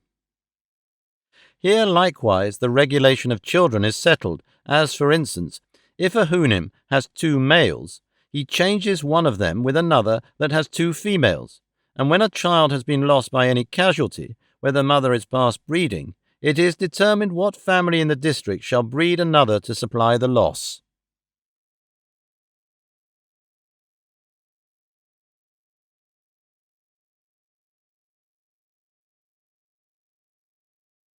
Chapter 9. A great debate at the General Assembly of the Houyhnhnms, and how it was determined. The learning of the Houyhnhnms, their buildings, their manner of burials, the defectiveness of their language. One of these grand assemblies was held in my time about 3 months before my departure, whither my master went as the representative of our district. In this council was resumed the old debate, and indeed the only debate that ever happened in their country, whereof my master, after his return, gave me a very particular account. The question to be debated was, whether the yahoos should be exterminated from the face of the earth. One of the members for the affirmative offered several arguments of great strength and weight, alleging that as the Yahoos were the most filthy, noisome, and deformed animals which nature ever produced, so they were the most restive and indocible, mischievous and malicious. They would privately suck the teats of the Houyhnhnms' cows, kill and devour their cats, trample down their oats and grass, if they were not continually watched, and commit 1,000 other extravagancies. He took notice of a general tradition, that Yahoos had not been always in their country, but that many ages ago 2 of these brutes appeared together upon a mountain, whether produced by the heat of the sun upon corrupted mud and slime, or from the ooze and froth of the sea, was never known. That these Yahoos engendered, and their brood in a short time grew so numerous as to overrun and infest the whole nation, that the Houyhnhnms, to get rid of this evil, made a general hunting, and at last enclosed the whole herd, and destroying the elder, every Houyhnhnm kept 2 young ones in a kennel, and brought them to such a degree of tameness as an animal so savage by nature can be capable of acquiring, using them for draught and carriage, that there seemed to be much truth in this tradition, and that those creatures could not be Houyhnhnms or aborigines of the land, because of the violent hatred the Houyhnhnms, as well as all other animals, bore them, which, although their evil disposition sufficiently deserved, could never have arrived at so high a degree if they had been aborigines, or else they would have long since been rooted out, and the inhabitants, taking a fancy to use the service of the Yahoos, had, very imprudently, neglected to cultivate the breed of asses, which are a comely animal, easily kept, more tame and orderly, without any offensive smell, strong enough for labour, although they yield to the other in agility of body, and if their braying be no agreeable sound, it is far preferable to the horrible howlings of the Yahoos. Several others declared their sentiments to the same purpose, when my master proposed an expedient to the assembly, whereof he had indeed borrowed the hint from me. He approved of the tradition mentioned by the honourable member who spoke before, and affirmed that the 2 Yahoos said to be seen first among them had been driven thither over the sea, that coming to land and being forsaken by their companions, they retired to the mountains, and degenerating by degrees, became in process of time much more savage than those of their own species in the country whence these 2 originals came. The reason of this assertion was that he had now in his possession a certain wonderful Yahoo, meaning myself, which most of them had heard of, and many of them had seen. He then related to them how he first found me, that my body was all covered with an artificial composure of the skins and hairs of other animals, that I spoke in a language of my own, and had thoroughly learned theirs, that I had related to him the accidents which brought me thither, that when he saw me without my covering, I was an exact Yahoo in every part, only of a whiter colour, less hairy, and with shorter claws. He added how I had endeavoured to persuade him that in my own and other countries the Yahoos acted as the governing rational animal, and held the Houyhnhnms in servitude, that he observed in me all the qualities of a Yahoo, only a little more civilized by some tincture of reason, which, however, was in degree as far inferior to the Houyhnhnm race as the Yahoos of their country were to me. That, among other things, I mentioned a custom we had of castrating Houyhnhnms when they were young, in order to render them tame, that the operation was easy and safe, that it was no shame to learn wisdom from brutes, as industry is taught by the ant, and building by the swallow, for so I translate the word lian, although it be a much larger fowl, for this invention might be practised upon the younger Yahoos here, which, besides rendering them tractable and fitter for use, would in an age put an end to the whole process, without destroying life, that in the meantime the Houyhnhnms should be exhorted to cultivate the breed of asses, which, as they are in all respects more valuable brutes, so they have this advantage, to be fit for service at 5 years old, which the others are not till 12. This was all my master thought fit to tell me at that time of what passed in the Grand Council. But he was pleased to conceal one particular which related personally to myself, whereof I soon felt the unhappy effect, as the reader will know in its proper place, and whence I date all the succeeding misfortunes of my life. The Houyhnhnms have no letters, and consequently their knowledge is all traditional. But there happening few events of any moment among a people so well united, naturally disposed to every virtue, wholly governed by reason, and cut off from all commerce with other nations, the historical part is easily preserved without burdening their memories. I have already observed that they are subject to no diseases, and therefore can have no need of physicians. However, they have excellent medicines composed of herbs to cure accidental bruises and cuts in the pastern or frog of the boot by sharp stones, as well as other maims and hurts in the several parts of the body. They calculate the year by the revolution of the sun and moon, but use no subdivisions into weeks. They are well enough acquainted with the motions of those two luminaries, and understand the nature of eclipses, and this is the utmost progress of their astronomy.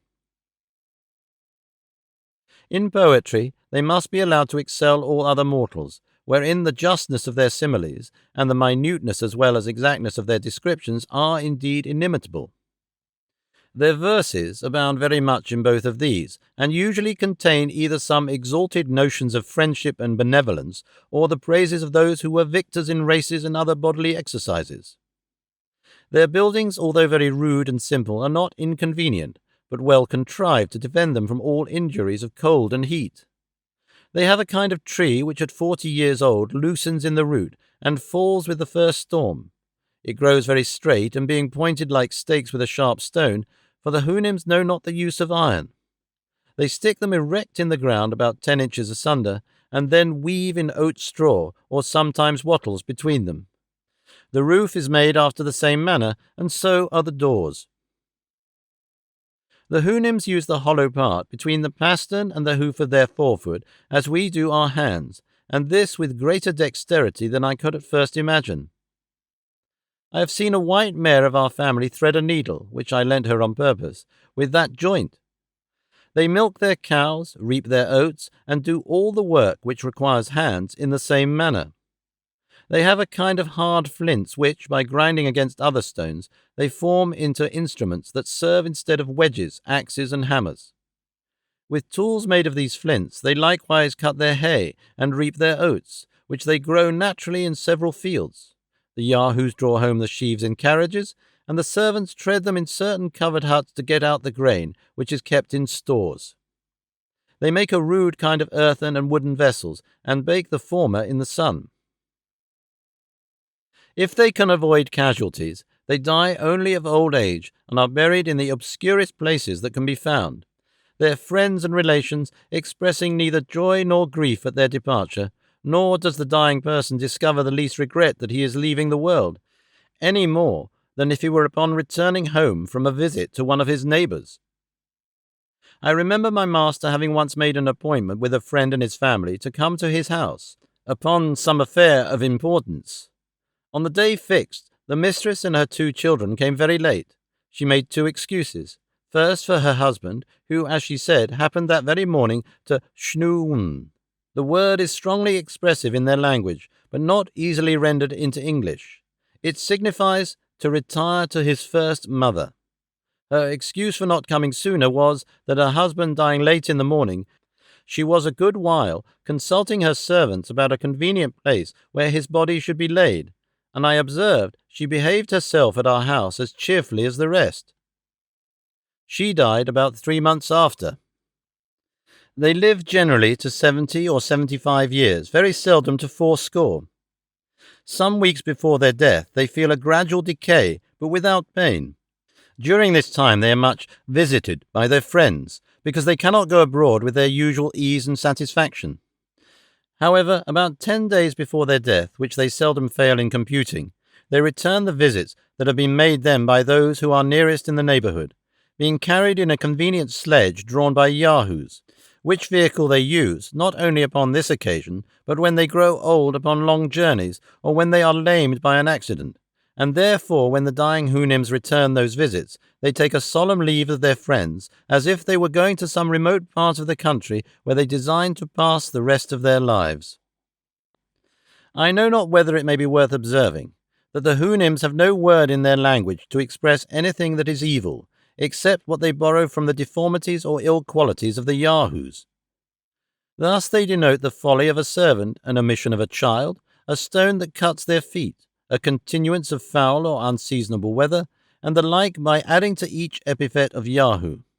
For instance, Yahoo, Wanahum Yahoo, Yalnul Wilma Yahoo, and an ill-contrived house, Yomhumrom Yahoo. I could with great pleasure enlarge further upon the manners and virtues of this excellent people, but intending in a short time to publish a volume by itself expressly upon that subject, I refer the reader thither, and in the meantime proceed to relate my own sad catastrophe.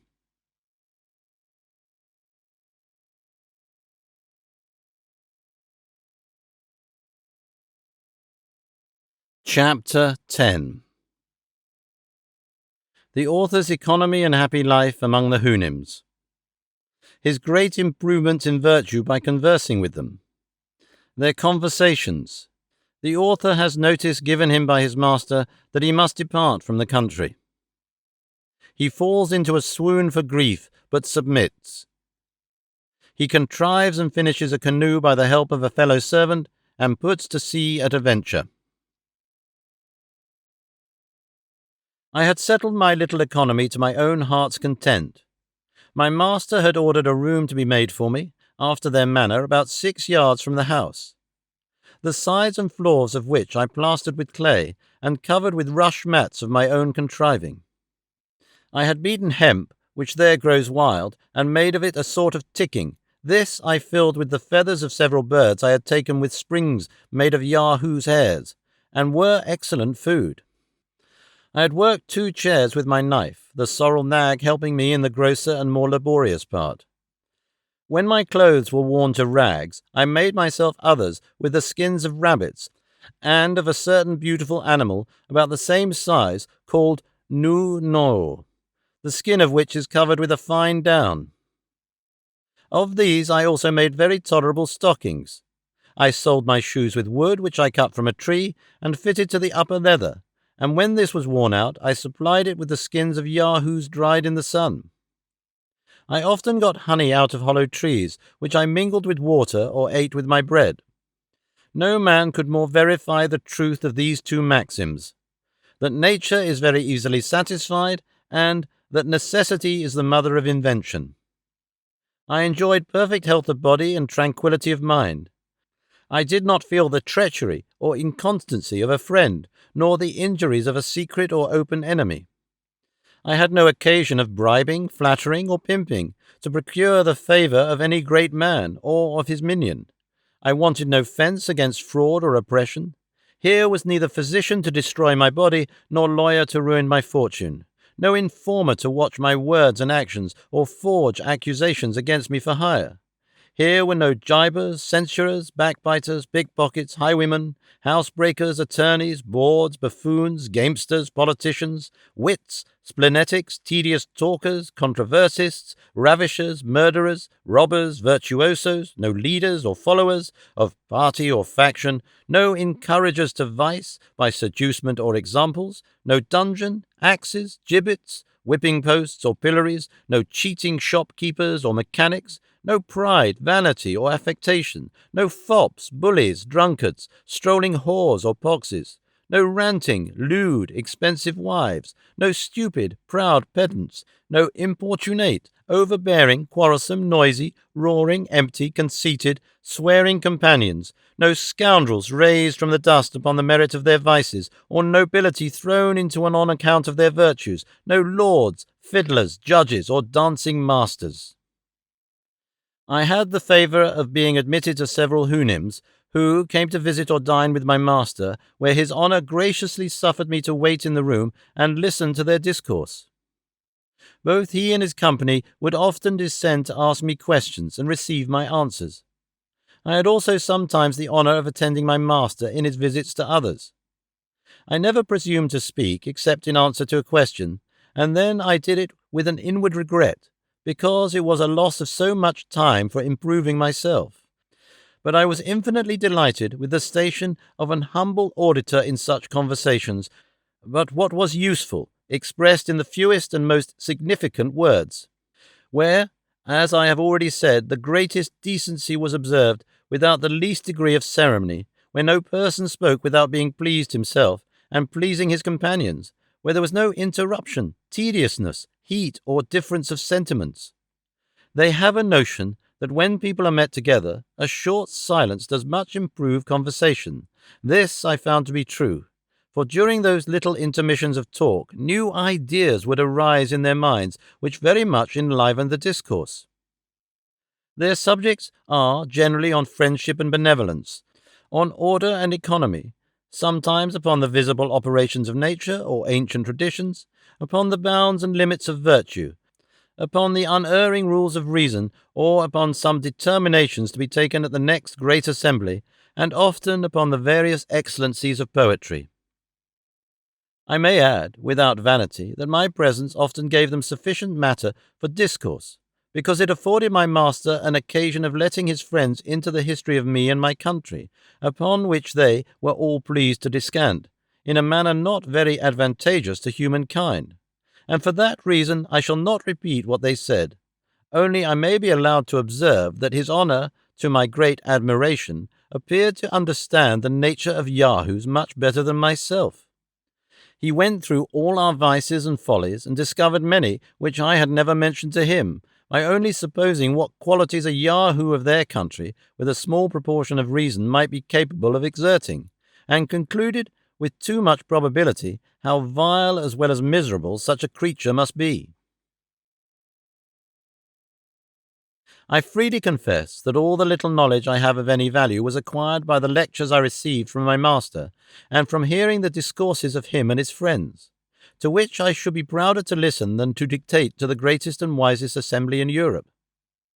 I admired the strength, comeliness, and speed of the inhabitants, and such a constellation of virtues in such amiable persons produced in me the highest veneration. At first, indeed, I did not feel that natural awe which the Yahoos and all other animals bear toward them, but it grew upon me by degrees, much sooner than I imagined, and was mingled with a respectful love and gratitude that they would condescend to distinguish me from the rest of my species. When I thought of my family, my friends, my countrymen, or the human race in general, I considered them as they really were, Yahoos in shape and disposition, perhaps a little more civilized, and qualified with the gift of speech, but making no other use of reason than to improve and multiply those vices whereof their brethren in this country had only the share that nature allotted them. When I happened to behold the reflection of my own form in a lake or fountain, I turned away my face in horror and detestation of myself, and could better endure the sight of a common Yahoo than of my own person. By conversing with the Houyhnhnms and looking upon them with delight, I fell to imitate their gait and gesture, which is now grown into a habit, and my friends often tell me, in a blunt way, that I trot like a horse, which, however, I take for a great compliment. Neither shall I disown that in speaking I am apt to fall into the voice and manner of the Houyhnhnms, and hear myself ridiculed on that account, without the least mortification. In the midst of all this happiness, and when I looked upon myself to be fully settled for life, my master sent for me one morning a little earlier than his usual hour. I observed by his countenance that he was in some perplexity, and at a loss how to begin what he had to speak. After a short silence he told me he did not know how I would take what he was going to say, that in the last General Assembly, when the affair of the Yahoos was entered upon, the representatives had taken offence at his keeping a Yahoo, meaning myself, in his family, more like a Houyhnhnm than a brute animal, that he was known frequently to converse with me, as if he could receive some advantage or pleasure in my company, that such a practice was not agreeable to reason or nature, or a thing ever heard of before among them. The assembly did, therefore, exhort him either to employ me like the rest of my species, or command me to swim back to the place whence I came. That the first of these expedients was utterly rejected by all the Houyhnhnms who had ever seen me at his house or their own, for they alleged that because I had some rudiments of reason added to the natural pravity of those animals, it was to be feared I might be able to seduce them into the woody and mountainous parts of the country, and bring them in troops by night to destroy the Houyhnhnms' cattle, as being naturally of that ravenous kind, and averse from labour. My master added that he was daily pressed by the Houyhnhnms of the neighbourhood to have the assembly's exhortation executed, which he could not put off much longer. He doubted it would be impossible for me to swim to another country, and therefore wished I would contrive some sort of vehicle, resembling those I had described to him, that might carry me on the sea, in which work I should have the assistance of his own servants, as well as those of his neighbours. He concluded that for his own part he could have been content to keep me in his service as long as I lived, because he found I had cured myself of some bad habits and dispositions by endeavouring, as far as my inferior nature was capable, to imitate the Houyhnhnms. I should here observe to the reader that a decree of the General Assembly in this country is expressed by the word Houyhnhnm, which signifies an exhortation as near as I can render it, for they have no conception how a rational creature can be compelled, but only advised or exhorted, because no person can disobey reason without giving up his claim to be a rational creature. I was struck with the utmost grief and despair at my master's discourse, and being unable to support the agonies I was under, I fell into a swoon at his feet. When I came to myself, he told me that he concluded I had been dead, for these people are subject to no such imbecilities of nature. I answered in a faint voice that death would have been too great a happiness, that although I could not blame the Assembly's exhortation or the urgency of his friends, yet in my weak and corrupt judgment I thought it might consist with reason to have been less rigorous, that I could not swim a league, and probably the nearest land to theirs might be distant above 100, that many materials, necessary for making a small vessel to carry me off, were wholly wanting in this country, which, however, I would attempt, in obedience and gratitude to his honour, although I concluded the thing to be impossible, and therefore looked on myself as already devoted to destruction, that the certain prospect of an unnatural death was the least of my evils, for supposing I should escape with life by some strange adventure, how could I think with temper of passing my days among Yahoos, and relapsing into my old corruptions, for want of examples to lead and keep me within the paths of virtue? That I knew too well upon what solid reasons all the determinations of the wise Houyhnhnms were founded, not to be shaken by arguments of mine, a miserable Yahoo, and therefore, after presenting him with my humble thanks for the offer of his servant's assistance in making a vessel, and desiring a reasonable time for so difficult a work, I told him I would endeavour to preserve a wretched being, and, if I ever returned to England, was not without hopes of being useful to my own species, by celebrating the praises of the renowned Houyhnhnms and proposing their virtues to the imitation of mankind. My master, in a few words, made me a very gracious reply, allowed me the space of 2 months to finish my boat, and ordered the sorrel nag, my fellow servant, for so at this distance I may presume to call him, to follow my instruction, because I told my master that his help would be sufficient, and I knew he had a tenderness for me. In his company, my first business was to go to that part of the coast where my rebellious crew had ordered me to be set on the shore. I got upon a height, and looking on every side into the sea, fancied I saw a small island toward the north-east. I took out my pocket-glass, and could then clearly distinguish it above 5 leagues off, as I computed, but it appeared to the sorrel nag to be only a blue cloud, for as he had no conception of any country beside his own, so he could not be as expert in distinguishing remote objects at sea as we who so much converse in that element. After I had discovered this island, I considered no further, but resolved it should, if possible, be the first place of my banishment, leaving the consequence to fortune. I returned home, and consulting with the sorrel nag, we went into a copse at some distance, where I with my knife, and he with a sharp flint, fastened very artificially after their manner to a wooden handle, cut down several oak wattles, about the thickness of a walking staff, and some larger pieces. But I shall not trouble the reader with a particular description of my own mechanics.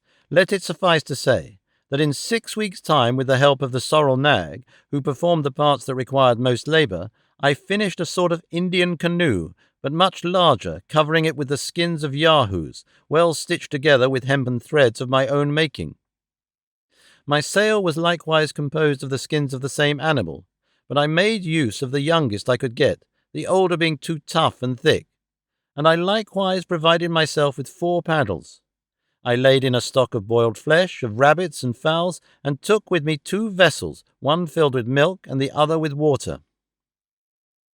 I tried my canoe in a large pond near my master's house, and then corrected in it what was amiss, stopping all the chinks with Yahoo's tallow till I found it staunch, and able to bear me and my freight, and when it was as complete as I could possibly make it, I had it drawn on a carriage very gently by yahoos to the seaside, under the conduct of the sorrel nag and another servant. When all was ready, and the day came for my departure, I took leave of my master and lady and the whole family, my eyes flowing with tears and my heart quite sunk with grief. But his honour, out of curiosity, and perhaps, if I may speak without vanity, partly out of kindness, was determined to see me in my canoe, and got several of his neighbouring friends to accompany him. I was forced to wait above an hour for the tide, and then, observing the wind very fortunately bearing toward the island to which I intended to steer my course, I took a second leave of my master, but as I was going to prostrate myself to kiss his hoof, he did me the honour to raise it gently to my mouth. I am not ignorant how much I have been censured for mentioning this last particular. Detractors are pleased to think it improbable that so illustrious a person should descend to give so great a mark of distinction to a creature so inferior as I. Neither have I forgotten how apt some travellers are to boast of extraordinary favours they have received. But if these censurers were better acquainted with the noble and courteous disposition of the Houyhnhnms, they would soon change their opinion. I paid my respects to the rest of the Houyhnhnms in his honour's company. Then, getting into my canoe, I pushed off from the shore.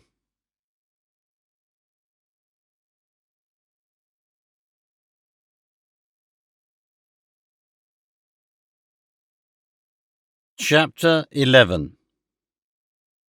The Author's Dangerous Voyage. He arrives at New Holland, hoping to settle there. Is wounded with an arrow by one of the natives.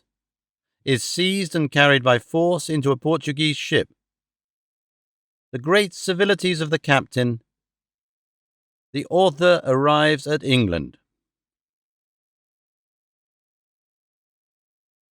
I began this desperate voyage on February 15th, 1714-15, at 9 o'clock in the morning.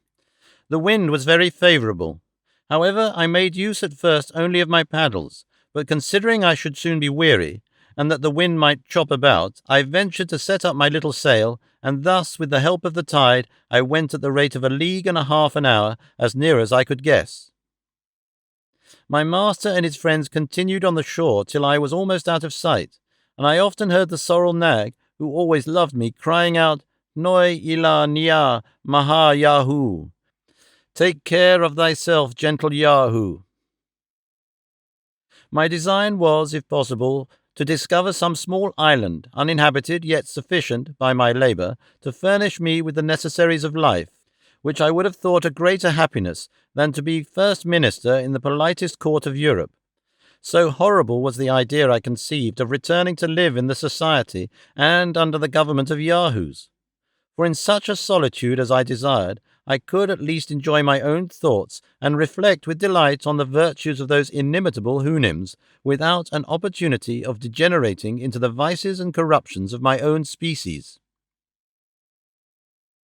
The reader may remember what I related when my crew conspired against me and confined me to my cabin, how I continued there several weeks without knowing what course we took, and when I was put ashore in the longboat, how the sailors told me, with oaths, whether true or false, that they knew not in what part of the world we were. However, I did then believe us to be about 10 degrees southward of the Cape of Good Hope, or about 45 degrees southern latitude, as I gathered from some general words I overheard among them, being, I suppose, to the south-east in their intended voyage to Madagascar. And although this were little better than conjecture, yet I resolved to steer my course eastward, hoping to reach the southwest coast of New Holland, and perhaps some such island as I desired lying westward of it. The wind was full west, and by 6 in the evening I computed I had gone eastward at least 18 leagues, when I spied a very small island about 1/2 league off, which I soon reached. It was nothing but a rock, with one creek naturally arched by the force of tempests. Here I put in my canoe, and climbing a part of the rock, I could plainly discover land to the east, extending from south to north. I lay all night in my canoe, and repeating my voyage early in the morning, I arrived in 7 hours to the southeast point of New Holland. This confirmed me in the opinion I have long entertained, that the maps and charts place this country at least 3 degrees more to the east than it really is. which thought I communicated many years ago to my worthy friend, Mr. Herman Mole, and gave him my reasons for it, although he has rather chosen to follow other authors. I saw no inhabitants in the place where I landed, and being unarmed, I was afraid of venturing far into the country. I found some shellfish on the shore, and ate them raw, not daring to kindle a fire for fear of being discovered by the natives. I continued 3 days feeding on oysters and limpets to save my own provisions, and I fortunately found a brook of excellent water, which gave me great relief. On the 4th day, venturing out early a little too far, I saw 20 or 30 natives upon a height not above 500 yards from me. They were stark naked men, women, and children round a fire, as I could discover by the smoke. One of them spied me and gave notice to the rest. 5 of them advanced toward me, leaving the women and children at the fire. I made what haste I could to the shore, and, getting into my canoe, shoved off. The savages, observing me retreat, ran after me, and before I could get far enough into the sea, discharged an arrow which wounded me deeply on the inside of my left knee. I shall carry the mark to my grave. I apprehended the arrow might be poisoned, and paddling out to the reach of their darts, being a calm day, I made a shift to suck the wound and dress it as well as I could. I was at a loss what to do, for I durst not return to the same landing place, but stood to the north and was forced to paddle, for the wind, though very gentle, was against me, blowing northwest. As I was looking about for a secure landing place, I saw a sail to the north-northeast, which appearing every minute more visible, I was in some doubt whether I should wait for them or not.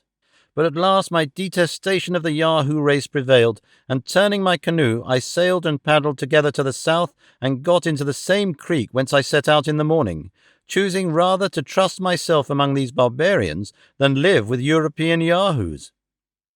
I drew up my canoe as close as I could to the shore, and hid myself behind a stone by the little brook, which, as I have already said, was excellent water.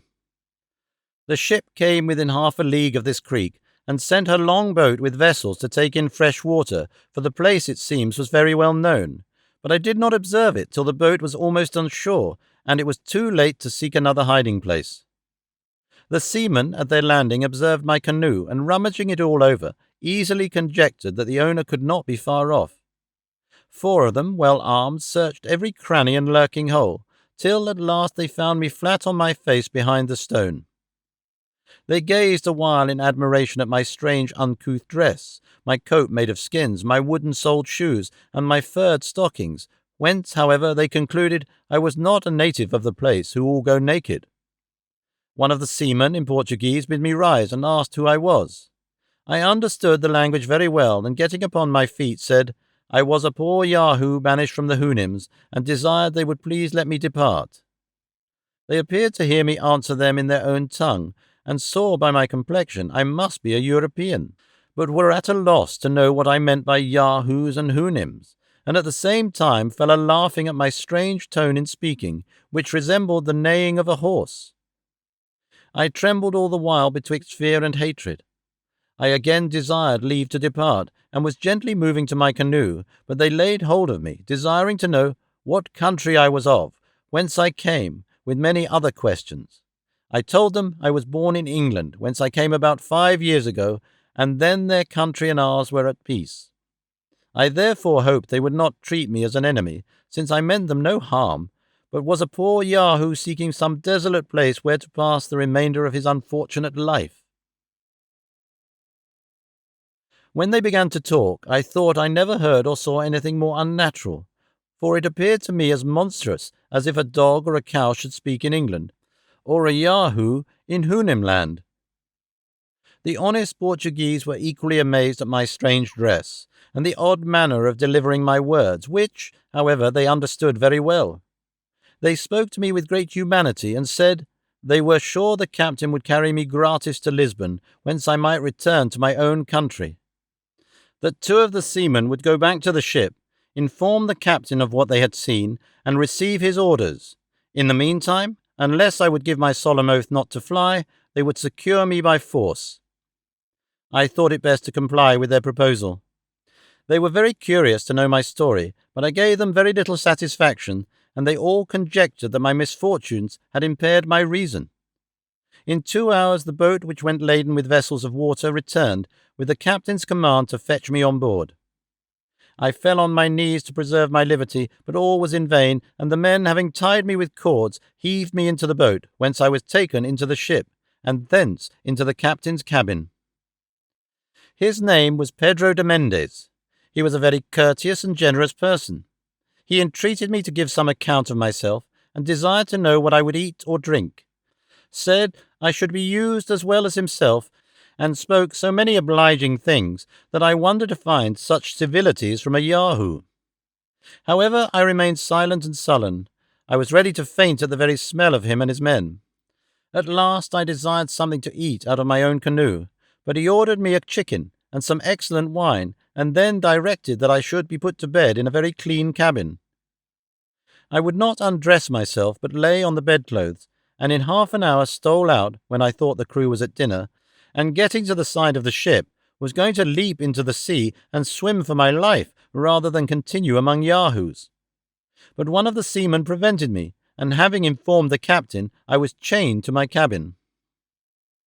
After dinner, Don Pedro came to me and desired to know my reason for so desperate an attempt, assured me he only meant to do me all the service he was able, and spoke so very movingly that at last I descended to treat him like an animal which had some little portion of reason.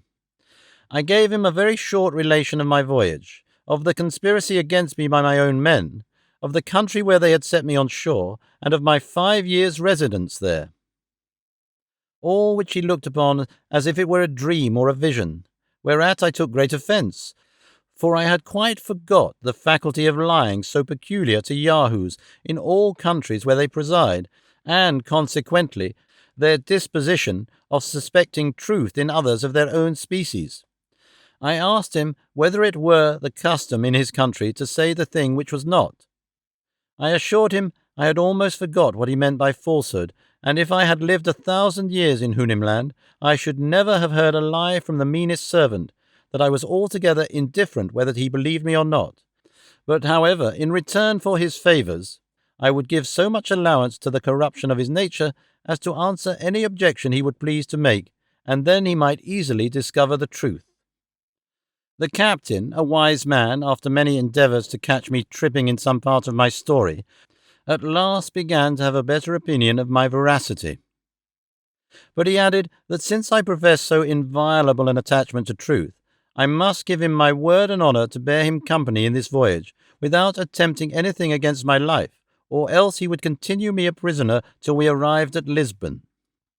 I gave him the promise he required, but at the same time protested that I would suffer the greatest hardships rather than return to live among Yahoos. Our voyage passed without any considerable accident. In gratitude to the captain, I sometimes sat with him, at his earnest request, and strove to conceal my antipathy against humankind, although it often broke out, which he suffered to pass without observation. But the greatest part of the day I confined myself to my cabin, to avoid seeing any of the crew. The captain had often entreated me to strip myself of my savage dress, and offered to lend me the best suit of clothes he had. This I would not be prevailed on to accept, abhorring to cover myself with anything that had been on the back of a Yahoo. I only desired he would lend me 2 clean shirts, which, having been washed since he wore them, I believe would not so much defile me. These I changed every 2nd day, and washed them myself. We arrived at Lisbon, November the 5th, 1715. At our landing, the captain forced me to cover myself with his cloak, to prevent the rabble from crowding about me. I was conveyed to his own house, and at my earnest request he led me up to the highest room backwards. I conjured him to conceal from all persons what I had told him of the Houyhnhnms, because the least hint of such a story would not only draw numbers of people to see me, but probably put me in danger of being imprisoned or burnt by the Inquisition. The captain persuaded me to accept a suit of clothes newly made, but I would not suffer the tailor to take my measure. However, Don Pedro being almost of my size, they fitted me well enough. He accoutred me with other necessaries, all new, which I aired for 24 hours before I would use them. The captain had no wife, nor above 3 servants, none of which were suffered to attend at meals, and his whole deportment was so obliging, added to very good human understanding, that I really began to tolerate his company. He gained so far upon me that I ventured to look out of the back window. By degrees I was brought into another room, whence I peeped into the street, but drew back my head in a fright. In a week's time he seduced me down to the door. I found my terror gradually lessened, but my hatred and contempt seemed to increase. I was at last bold enough to walk the street in his company, but kept my nose well stopped with rue or sometimes with tobacco. In 10 days Don Pedro, to whom I had given some account of my domestic affairs, put it upon me as a matter of honour and conscience that I ought to return to my native country and live at home with my wife and children. He told me there was an English ship in the port just ready to sail, and he would furnish me with all things necessary. It would be tedious to repeat his arguments and my contradictions. He said it was altogether impossible to find such a solitary island as I desired to live in, but I might command in my own house and pass my time in a manner as recluse as I pleased. I complied at last, finding I could not do better. I left Lisbon the 24th day of November, in an English merchantman, but who was the master I never inquired. Don Pedro accompanied me to the ship, and lent me £20. He took kind leave of me and embraced me at parting, which I bore as well as I could. During this last voyage I had no commerce with the master or any of his men, but pretending I was sick, kept close to my cabin. On the 5th of December, 1715, we cast anchor in the Downs about 9 in the morning, and at 3 in the afternoon I got safe to my house at Rotherhithe.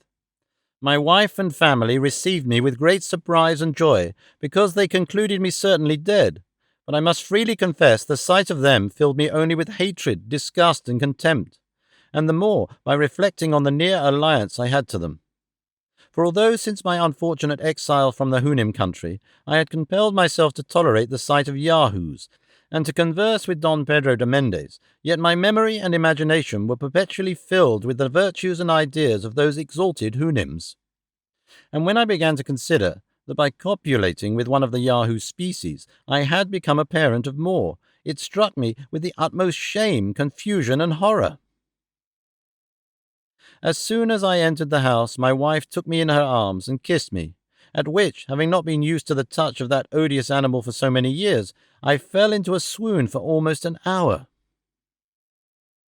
At the time I am writing, it is 5 years since my last return to England. During the first year I could not endure my wife or children in my presence. The very smell of them was intolerable, much less could I suffer them to eat in the same room. To this hour they dare not presume to touch my bread or drink out of the same cup. Neither was I ever able to let one of them take me by the hand. The first money I laid out was to buy 2 young stone horses, which I keep in a good stable, and next to them the groom is my greatest favourite, for I feel my spirits revived by the smell he contracts in the stable. My horses understand me tolerably well. I converse with them at least 4 hours every day. They are strangers to bridle or saddle. They live in great amity with me and friendship to each other.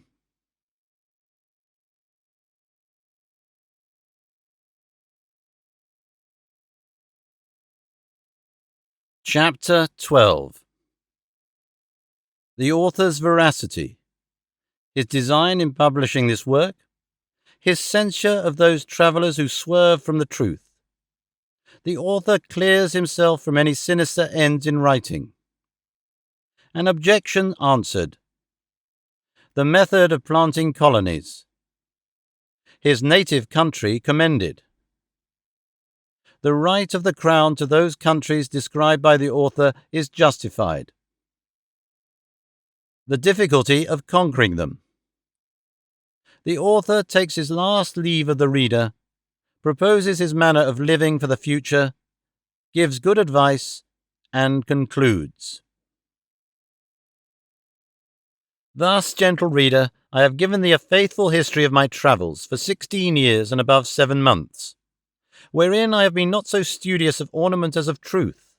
I could, perhaps, like others, have astonished thee with strange improbable tales, but I rather chose to relate plain matter of fact, in the simplest manner and style, because my principal design was to inform and not to amuse thee.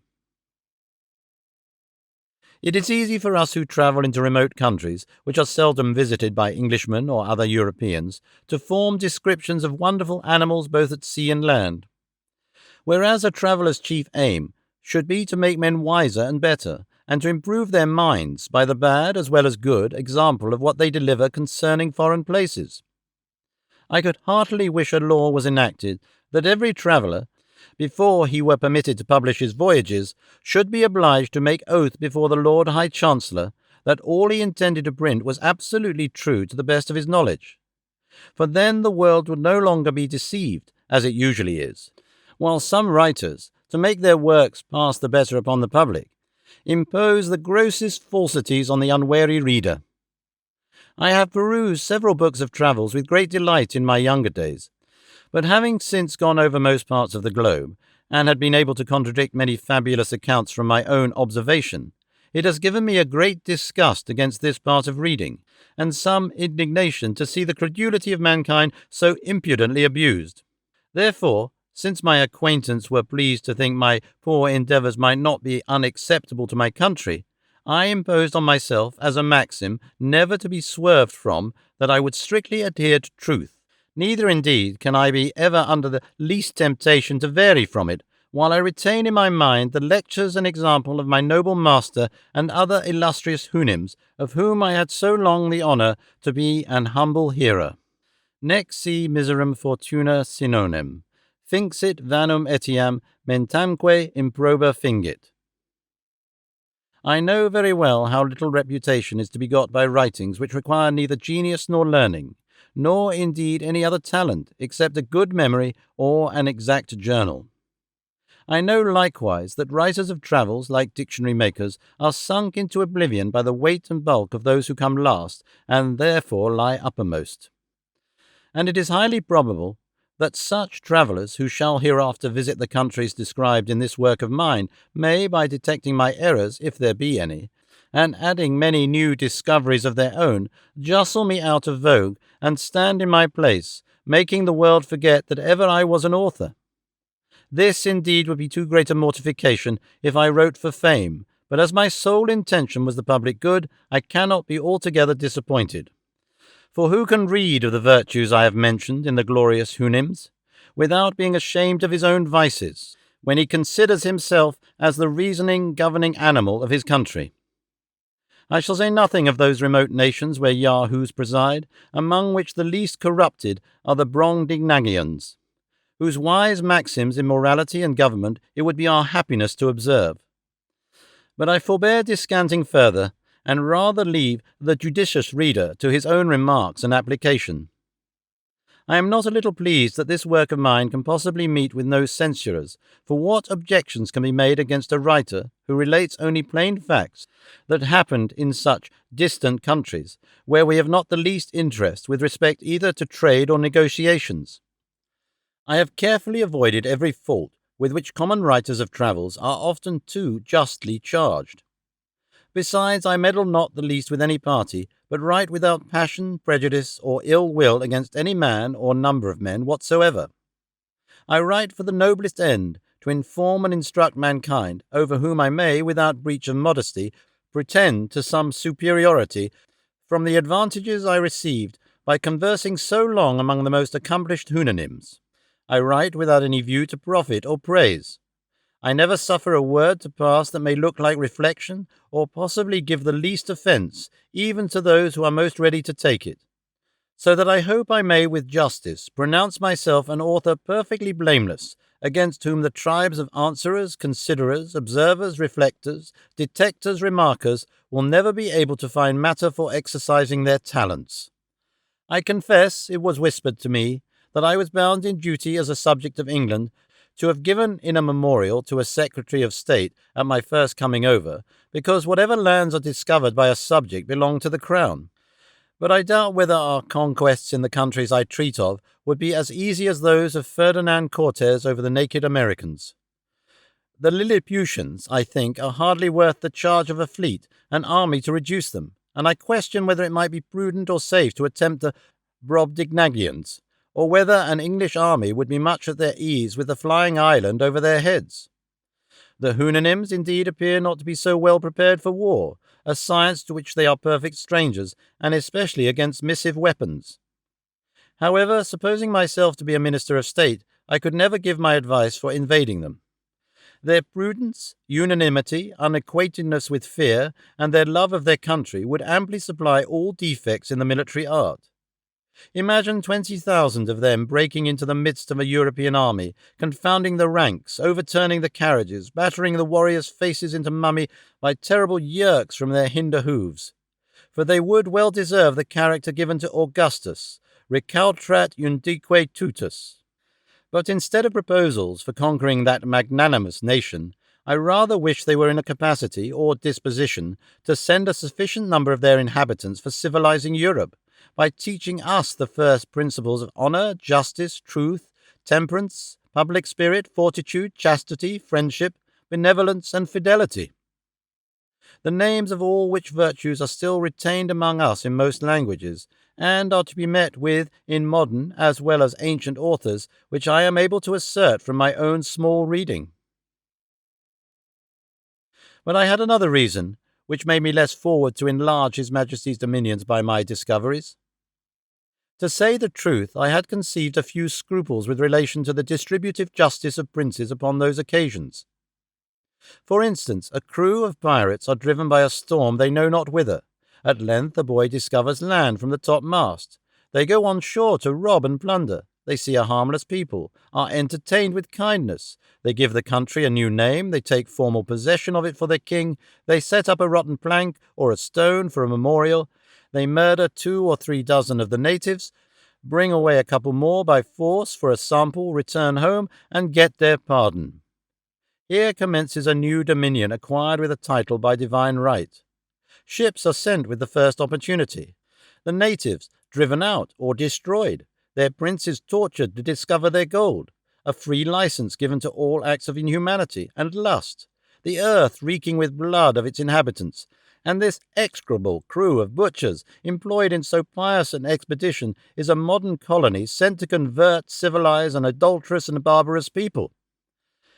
But this description, I confess, does by no means affect the British nation, who may be an example to the whole world for their wisdom, care, and justice in planting colonies, their liberal endowments for the advancement of religion and learning, their choice of devout and able pastors to propagate Christianity, their caution in stocking their provinces with people of sober lives and conversations from this mother kingdom, their strict regard to the distribution of justice in supplying the civil administration through all their colonies with officers of the greatest abilities, utter strangers to corruption, and to crown all by sending the most vigilant and virtuous governors, who have no other views than the happiness of the people over whom they preside and the honor of the king they master. But as those countries which I have described do not appear to have any desire of being conquered and enslaved, murdered or driven out by colonies, nor abound either in gold, silver, sugar, or tobacco, I did humbly conceive they were by no means proper objects of our zeal, our valour, or our interest.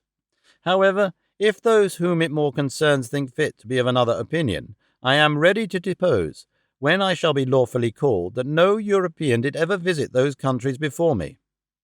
I mean, if the inhabitants ought to be believed, unless a dispute may arise concerning the 2 Yahoos said to have been seen many years ago upon a mountain in Houyhnhnm. But as to the formality of taking possession in my sovereign's name, it never came once into my thoughts, and if it had, yet, as my affairs then stood, I should perhaps, in point of prudence and self-preservation, have put it off to a better opportunity.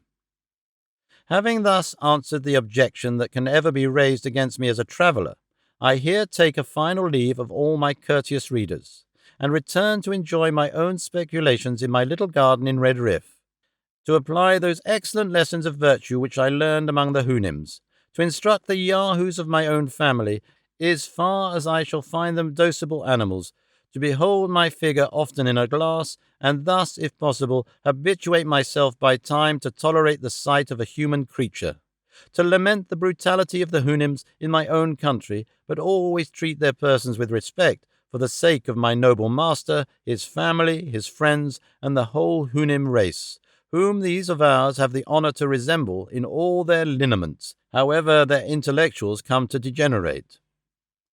I began last week to permit my wife to sit at dinner with me, at the farthest end of a long table, and to answer, but with the utmost brevity, the few questions I asked her.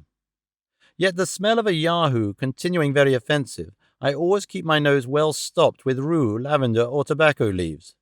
And although it be hard for a man late in life to remove old habits, I am not altogether out of hopes in some time to suffer a neighbour Yahoo in my company, without the apprehensions I am yet under of his teeth or his claws.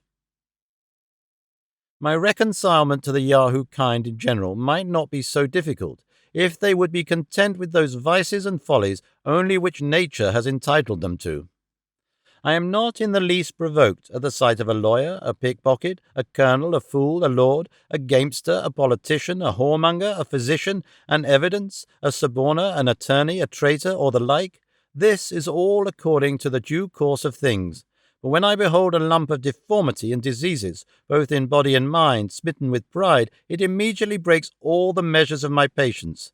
Neither shall I be ever able to comprehend how such an animal and such a vice could tally together.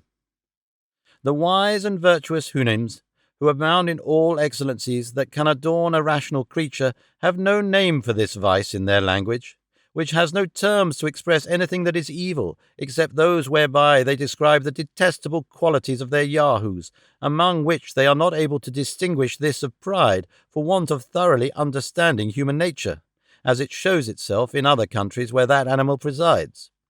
But I, who had more experience, could plainly observe some rudiments of it among the wild Yahoos. But the Houyhnhnms, who live under the government of reason, are no more proud of the good qualities they possess than I should be for not wanting a leg or an arm, which no man in his wit would boast of, although he must be miserable without them. I dwell the longer upon this subject from the desire I have to make the society of an English Yahoo by any means not insupportable, and therefore I here entreat those who have any tincture of this absurd vice, that they will not presume to come in my sight.